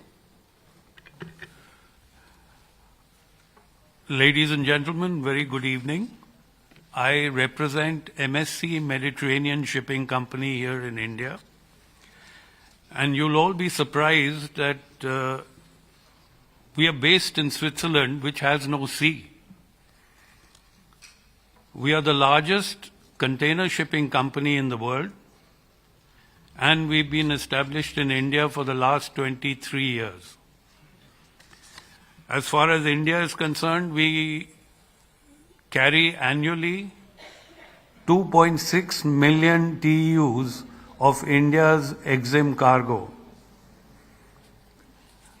We have 12 maritime services per week, and we give direct employment to 21,000 staff and indirect employment to 30,000 staff.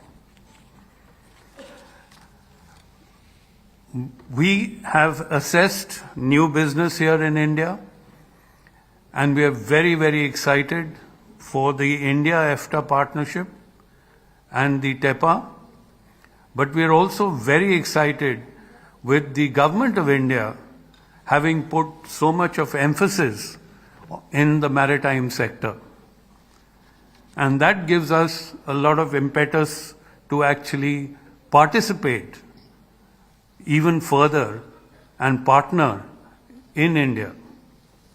Some of the business verticals that we're looking at, one is shipbuilding, ship repair, because we can give the business, we need the ships. Repairing of ships, we can give the business, we need our ships to be repaired. In addition to that, we're looking at manufacture of port and terminal equipment, cranes, etc., and even containers. We're also looking at shipbreaking and recycling. That recycled material today, which is used as scrap material and sold in the market, we want to recycle and bring it into the shipbuilding industry. Another big opportunity of investment that we're looking at is the Government of India's port project of Vadhavan Port. This is going to be the really mega port, container port for India, and we will participate in the tenders for the operation of of terminals at Vadhavan Port. Thank you very much. Thank you so much, Mr. Tewari. May I now request Mr. Prasanta Deka from Writer India Private Limited.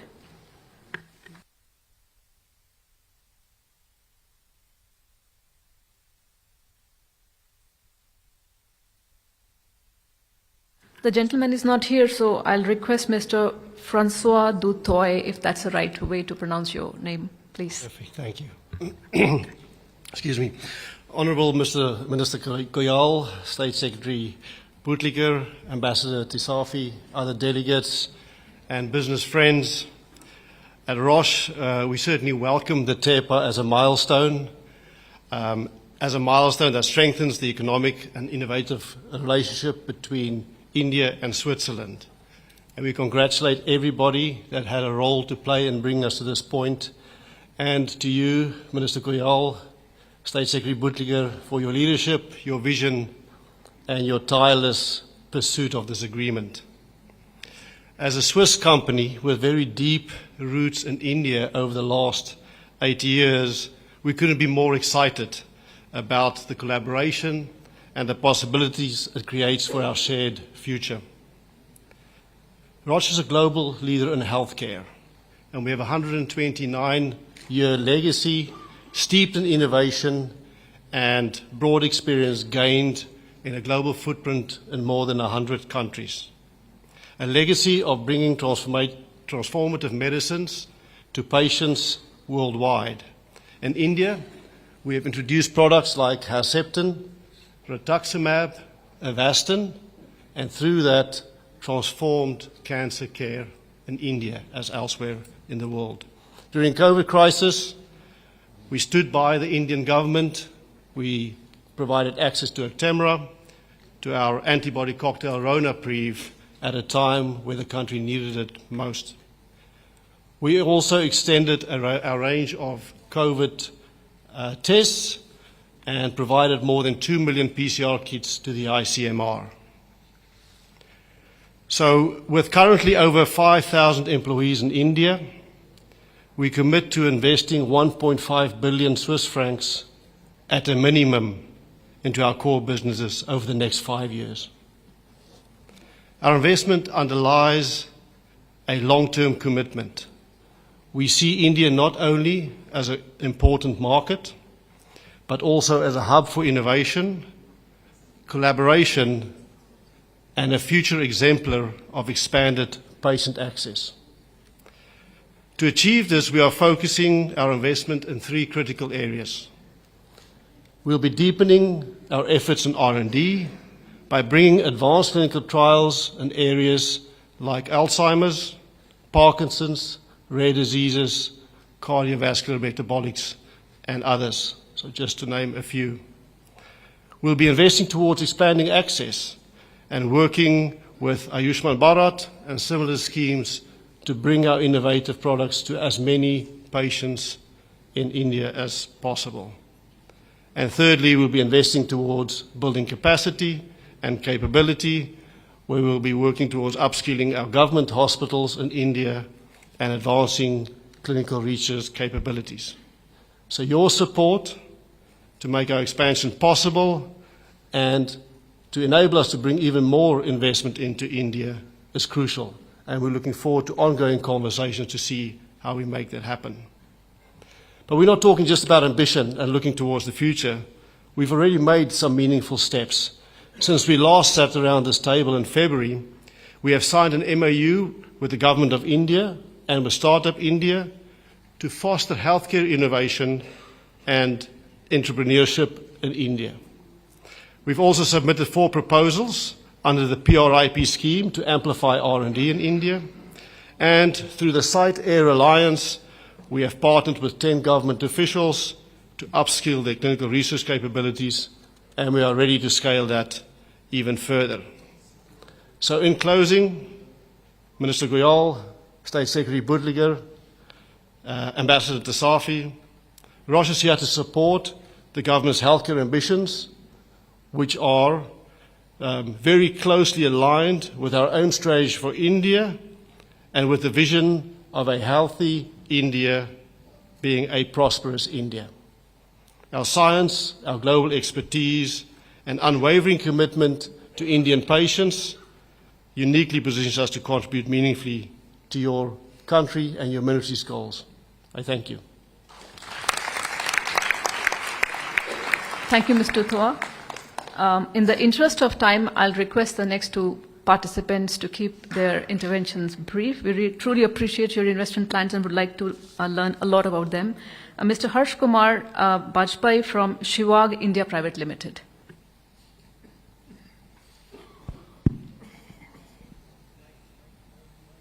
Hello. So first of all, I will congratulate everyone on this TEPA successful day that we are discussing about collaboration, cooperation, and we are also discussing the opportunities for investments in India. And as many of you said, it is auspicious occasion today in India being a Navami. So the drive which we have taken up, I think it will be successful. So with due respect to our Honorable Cabinet Minister Piyush Goyal, I will present my company and our investment plan, which is very clear and it is committed. I represent a company with the name Shivag India, which is a subsidiary of Shivag, and we are into business of developing, manufacturing and supplying the rail fastening components to rail industry. Now, as a part of this success, I will share that we have set up a benchmark where the NCRTC trains, which is connecting Delhi Meerut, they are already operating at 180 kilometers per hour. And there is further potential which we are working up with Indian Railways. So we and with some other companies, now we are also supporting Indian Railways in order to modernize tracks so that our dream trains, Vande Bharat, can be operated at its full potential of 180 kilometers. So that day is not far away. We have already started working on it. Now concerning the investment, initially I will share just a small story that I started saying to my company that let us invest in India. So at that time it was no. But later on, we have also got a project, Rishikesh Karan Prayag, in which we will be supplying fastening. Few more projects in metro. Now looking to the potential of Indian Railway, now there is always yes. And in next 2 years, we will be investing around 10 million euro. And further, next 5 years, we will be further investing 30 million euros in India. And we will be the first company to supply the W clamps, which is required in high-speed fastening system, to supply this type of clamps in India. So this is the concrete plan which we have, and I don't see any further hurdles because there is a huge potential. Thank you. Thanks to them. Thank you so very much, Mr. Bajpai. May I now request Ms. Vandana Tandon from SIG Combi Bloc.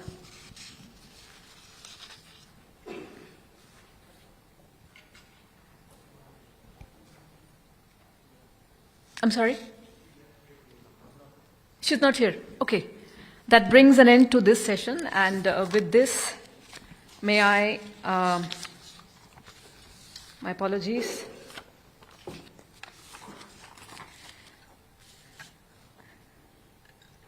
With this, I would like to request Shri Piyush Goyal, India's Commerce and Industry Minister, to share his very positive, inspirational, and extremely motivating thoughts. So I was waiting for it. I wanted to reiterate my script because that is most of us believe when you speak. Thank you, sir. No, I think it's very appropriate. She said the last two speakers should be brief, and I'm the second out of the lot. So it's a good signal, and I think a good learning for me that I should learn to be crisp and brief rather than give very long speeches. But thank you very much, Helene, for taking the time to be with us here today along with your colleagues, my good friend, Honorable MP Mr. Nick Cougar, who has, along with you and Guy Parmelin, truly been the torchbearer of this wonderful TEPA agreement. Thank you, Excellency Mr. Christensen from Iceland. Thank you, Ms. Ling from Liechtenstein. Thank you, Ambassador Stenner from Norway. A big thank you to Marcus, without whom I don't think we could have crossed the finishing line, along with Satya. I think a big round of applause for both of them. You don't look as harrowed as you usually used to look while negotiating.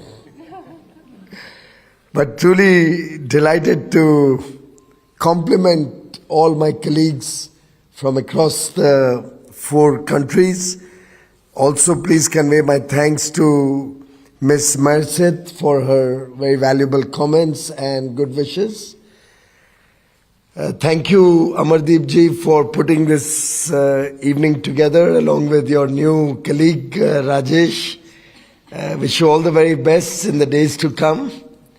Incidentally, Satya, who is the architect of TEPA and then the architect of the next European Free Trade Agreement with UK, which we signed on 24th July, and is the architect of the next Free Trade Agreement we'll soon be hopefully signing with the EU. So effectively, Satya Srinivas has single-handedly brought all of Europe together and has rightly been rewarded for his wonderful work and will soon be going, not before he finishes the EU agreement, soon be going as the executive director at ADB Manila. So my best wishes to you in the years to come. President of CII, Mr. Rajiv Memani, is here with us. Thank you and Chandrajit and your entire team for all the support we got from industry and the great effort put in by you, particularly when we engaged with industry to understand how good this agreement can be, and then finally reaching out to industry with the merits of this agreement. You have really played a very important role along with your colleagues from FICCI and ASSOCHAM and other organizations. Thank you, Invest India, for your desk, which you have initiated and which you need to power on to be able to really get that $100 billion in the next 5 years? 15. When did that one come in between? I thought it was 5 years. Maybe we need to have a relook at this whole story. And then we have also got a promise from Helene for another $150 billion. after we finalize the data exclusivity in our IP laws, which I am working towards.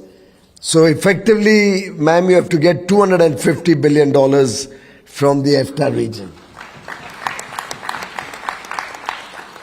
You know, in India, Helene, there are many parts of India where even while saying yes, they nod their head like this. Friends from industry, thank you very much for being with us today. Truly a very, very important day for India and for this partnership, which was in the making for over 2 decades. And I'm delighted that the colleagues from the 4 EFTA nations have helped us, what I believe is not just another free trade agreement, but an agreement which defines trust. A lot of the agreement is centered around mutual trust and respect. Respect for the sensitivities of each country amongst the 5 members. It's a trusted partnership between friends. It's a partnership which, in a way, can also be defined for, I think, bringing to the fore new elements which were never before thought of in a free trade agreement. I suspect it's the first agreement which will have an investment commitment to balance and make the 2 sides equitable and bring fairness to the arrangement between the 2 set of partners, more particularly because the entire population of the EFTA region is less than the population of my constituency in Mumbai. My city of Mumbai has about 25 million people. We're much smaller. You're slightly smaller than that. Much smaller. But you have a big heart, you have tremendous potential, and I personally believe the EFTA coming into force on this very auspicious day, as you rightly pointed out, Helene. Today is Navami, the 9th day of the auspicious 9-day celebrations in India. It signifies prosperity. Whenever we want to start any good thing, we consider these 9 days as the most auspicious to start. And it's destiny which has coincided to help us launch and bring into effect the EFTA on this very auspicious day. It's the eve of Dasera. Tomorrow we celebrate Vijayadashmi. Vijayadashmi, Vijay is victory. So it's really the victory of good over evil that we celebrate tomorrow. And on the eve of Dasera, I think we are, as Commerce Secretary rightly pointed out, this will be the victory of clarity and certainty in these uncertain times, in these volatile times, in these times full of ambiguity, in these times full of disturbed global trade. I think TEPA signifies a solid vote of confidence between the 4-nation EFTA and India, between the businesses of our 5 countries. It signals new beginnings, happy tidings, and huge opportunity for businesses on both sides. In fact, from childhood we've been having Swiss chocolates, and I particularly like Toblerones and Ferrero Rochers a lot, much as some of my friends would prefer Lindt or Sprunglace. But I think it was a great satisfaction for me when I heard you tasting Amul cheese and Amul chocolates in Switzerland while you were having Indian-made whiskey the Indri whiskey with your dear husband. So I think we both have a lot to offer each other. While you sweeten the world with your chocolates, we spice it up with our chai. While Norway gives salmon to the world, I think India adds masala, again spices, which makes it much more tastier. I think Liechtenstein, with so much technology, with so much innovation, and a per capita income of $185,000, a powerhouse in terms of financial capabilities, will bring a lot of opportunities when we put the two together. Indian scale, Indian aspirations, Indian talent, coupled with innovation from your parts of the world, together can capture world markets. And of course, our collective vision, our collective commitment to a better world to live in cannot be epitomized better than with the geothermal technologies that Iceland offers to the world, and something that I'm very keen to work with Iceland on, to see, and I tried to experiment with geothermal when I was renewable energy minister 11 years ago, but had failed. But as they say, startups do better after one or two failures. Or Mark Zuckerberg did very well in life, even though he was a dropout in college. So maybe the initial geothermal didn't work, but now with this renewed partnership, and I was told a lot of new evolution has happened on technology in Iceland. I'm really looking forward to working with Iceland to bring geothermal technologies to India. India today is focused on a twin track of, or rather I would say a three-pronged approach. High quality, where we have a lot to work and learn from you. Sustainability and inclusivity. And I believe that when we get together with your four-nation EFTA grouping, we can truly bring in a lot of opportunities for you, your companies, and for Indian companies.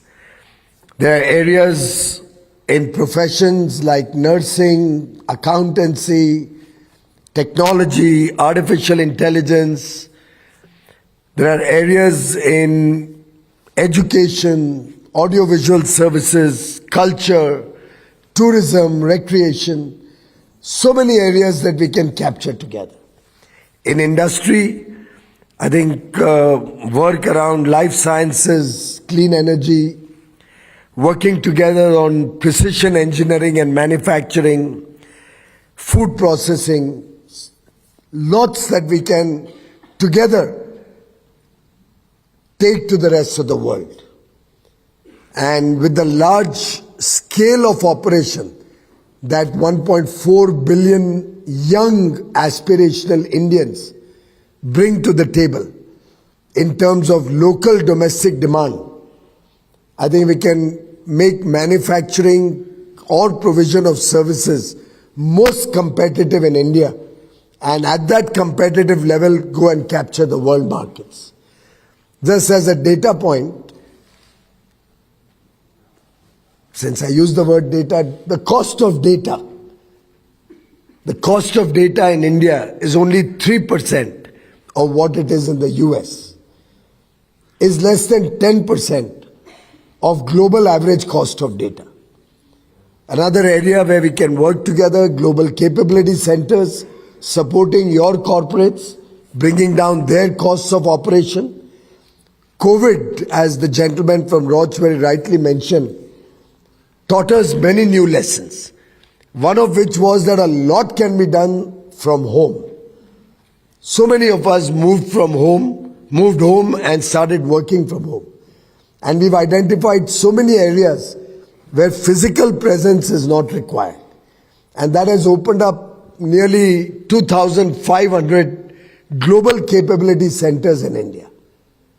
Countries around the world, Fortune 500 companies from across continents, recognize the power of working in India, the benefit of the huge talent and skills of Indians working in different areas, the huge cost competitiveness that we bring to the table, and help your companies add value. Whether it's in innovation, whether it's in R&D, whether it's in design, whether it's in back office work, whether it's leveraging artificial intelligence, whether it's business processes, there's so much that we can do together to help the 328 present Swiss companies in India and the 1,000 more that the Swissmen are going to get me. And I must say it was a very engrossing dialogue which I had at Bern with over 1,000 participants of the Swissmen annual conference. And I see tremendous potential going forward with the 4 EFTA nations. I have had a brief but very exciting visit in Oslo. I've told my team that I must visit Liechtenstein and Iceland. It's a promise that I have to keep. But I assure you, each of the 4 partner countries are equally precious and important for India. We respect the contributions of the 4 partner countries to make this agreement truly a success story and an envy of the rest of the world. Friends, I personally believe that this agreement is just the beginning of lots that we have to do together. I had the good fortune of interacting with some of the ship owning companies and shipbuilding companies or shipping or maritime related companies. More particularly, I'd like to recognize, Mr. Tiwari just spoke, my own engagements with their CEO, Mr. Soren Tuft, or with the owners, the Aponte family, and truly the excitement that I saw and the huge potential that we have envisaged between the two in terms of potential to do shipbuilding, ship repair, container manufacturing, begin with tug manufacturing, go on to make deep sea vessels, then on to cruises. It's a long journey ahead of us. I was very happy to hear my friend from Roche, whether it's Roche, whether it's Novartis, all the Swiss and other EFTA pharmaceutical companies, we would like to invite you to come work in India, not just in contract manufacturing, but come to innovate in India, come for your R&D to India, set up factories to manufacture and export to the rest of the world while you leverage such a large domestic market. I think the potential for this investment should not be seen from the lens only of an FTA commitment. It should be seen from the lens of what would be good for your businesses. And I was just taking out some figures while I was hearing all of you. I want to read out 2 companies, Swiss companies' presence in India. I think both of them have a 70 or 100-year presence in India. ABB, and that was one of the first international companies with which I interacted as a child, because my father was tying up with ABB to get technologies to make electric arc furnaces in India and to build those furnaces in India, given the large market size. And that's when I used to meet with some of the ABB senior executives, some of whom were my father's class fellows in engineering college. And I'd like to share with you that 10% of ABB's international market cap comes from India today. But if we were to look at the future, and if we were to leverage the potential that India offers for ABB to go across continents, go to the global south, go to all of Africa, other Asian nations, Central Europe, and then onwards also to the US and Europe, I think there will be a day when, just like Suzuki today in India has a 200% market cap to their global operations. The Suzuki India operation market cap is twice Suzuki's global market cap. And the Nestle story is no different. I'd also like to bring another element to this discussion.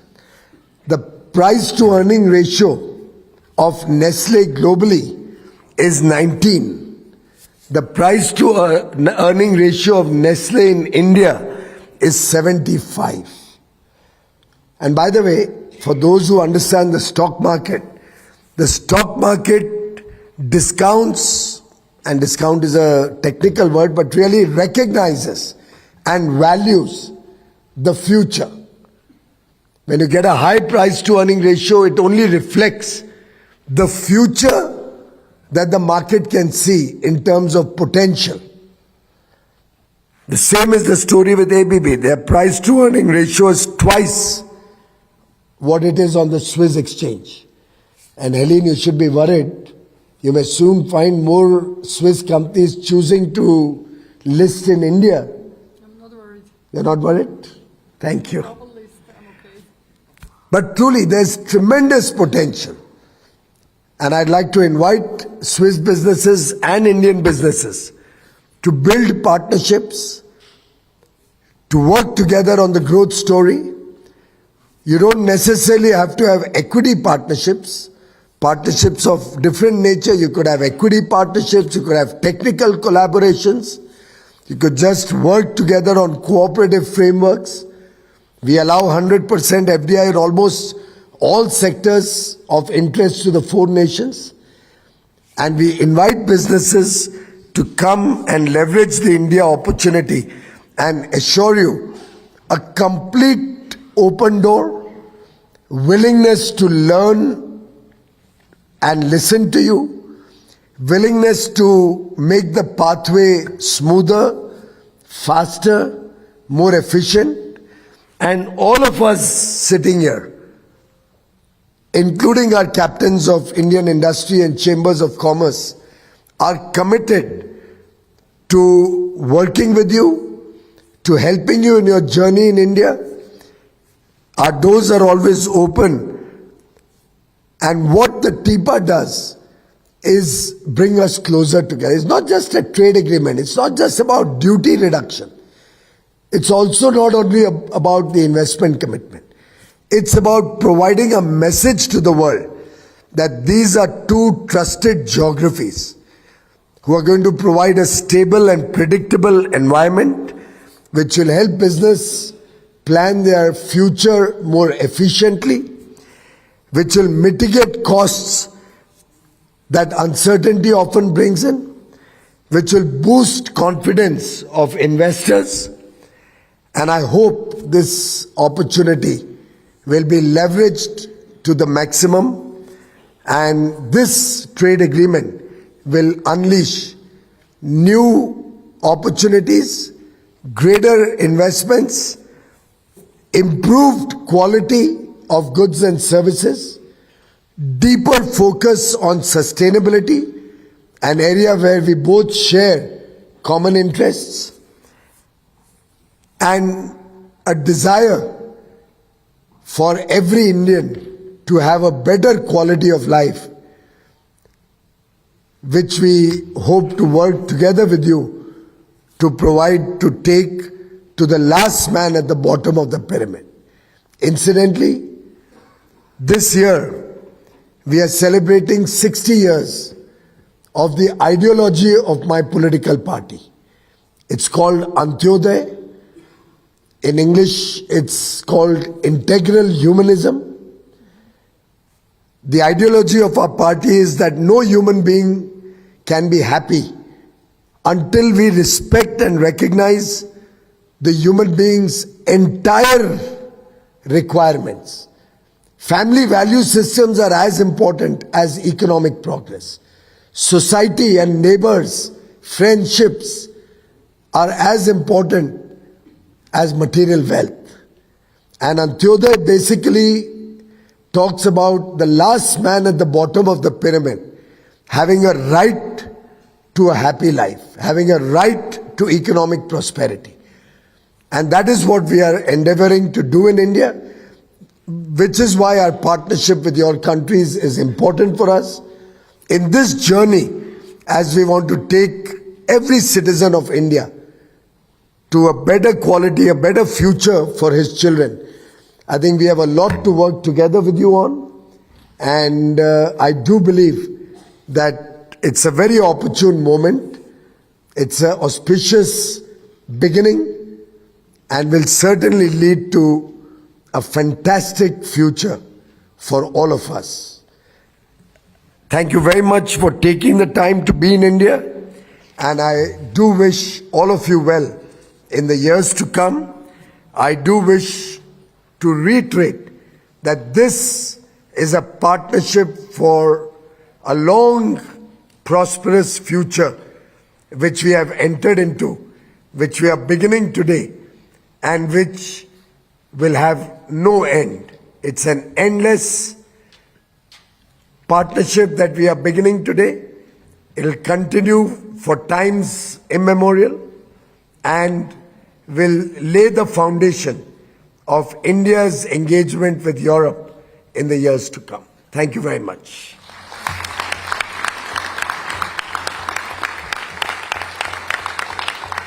So thank you so much for sharing words infused with hope, optimism and realism, and that New India is ready for business investment in the most smooth, efficient and investor-friendly way. And also, I just would like to acknowledge a gentleman from perhaps Elkem talked about that 120 years old company, Swiss company, took a lot of time while making an investment in 1950s and 1980s. So we can assure you on behalf of Government of India that the time and experience that you will see in New India will be very different, less time and more beautiful experience. With these words, I would request Ms. Nimruti Roy, who is CEO of Invest India, to share a formal vote of thanks, please. I won't take much of your time. I think my minister and my secretaries have done a very good job of thanking all of you. Thank you very much. I just have a few words to say, which I will not repeat what has been already said. I think my minister already called out in this new world, the world order, the currency is trust. And if currency is trust and this multipolar world defines strength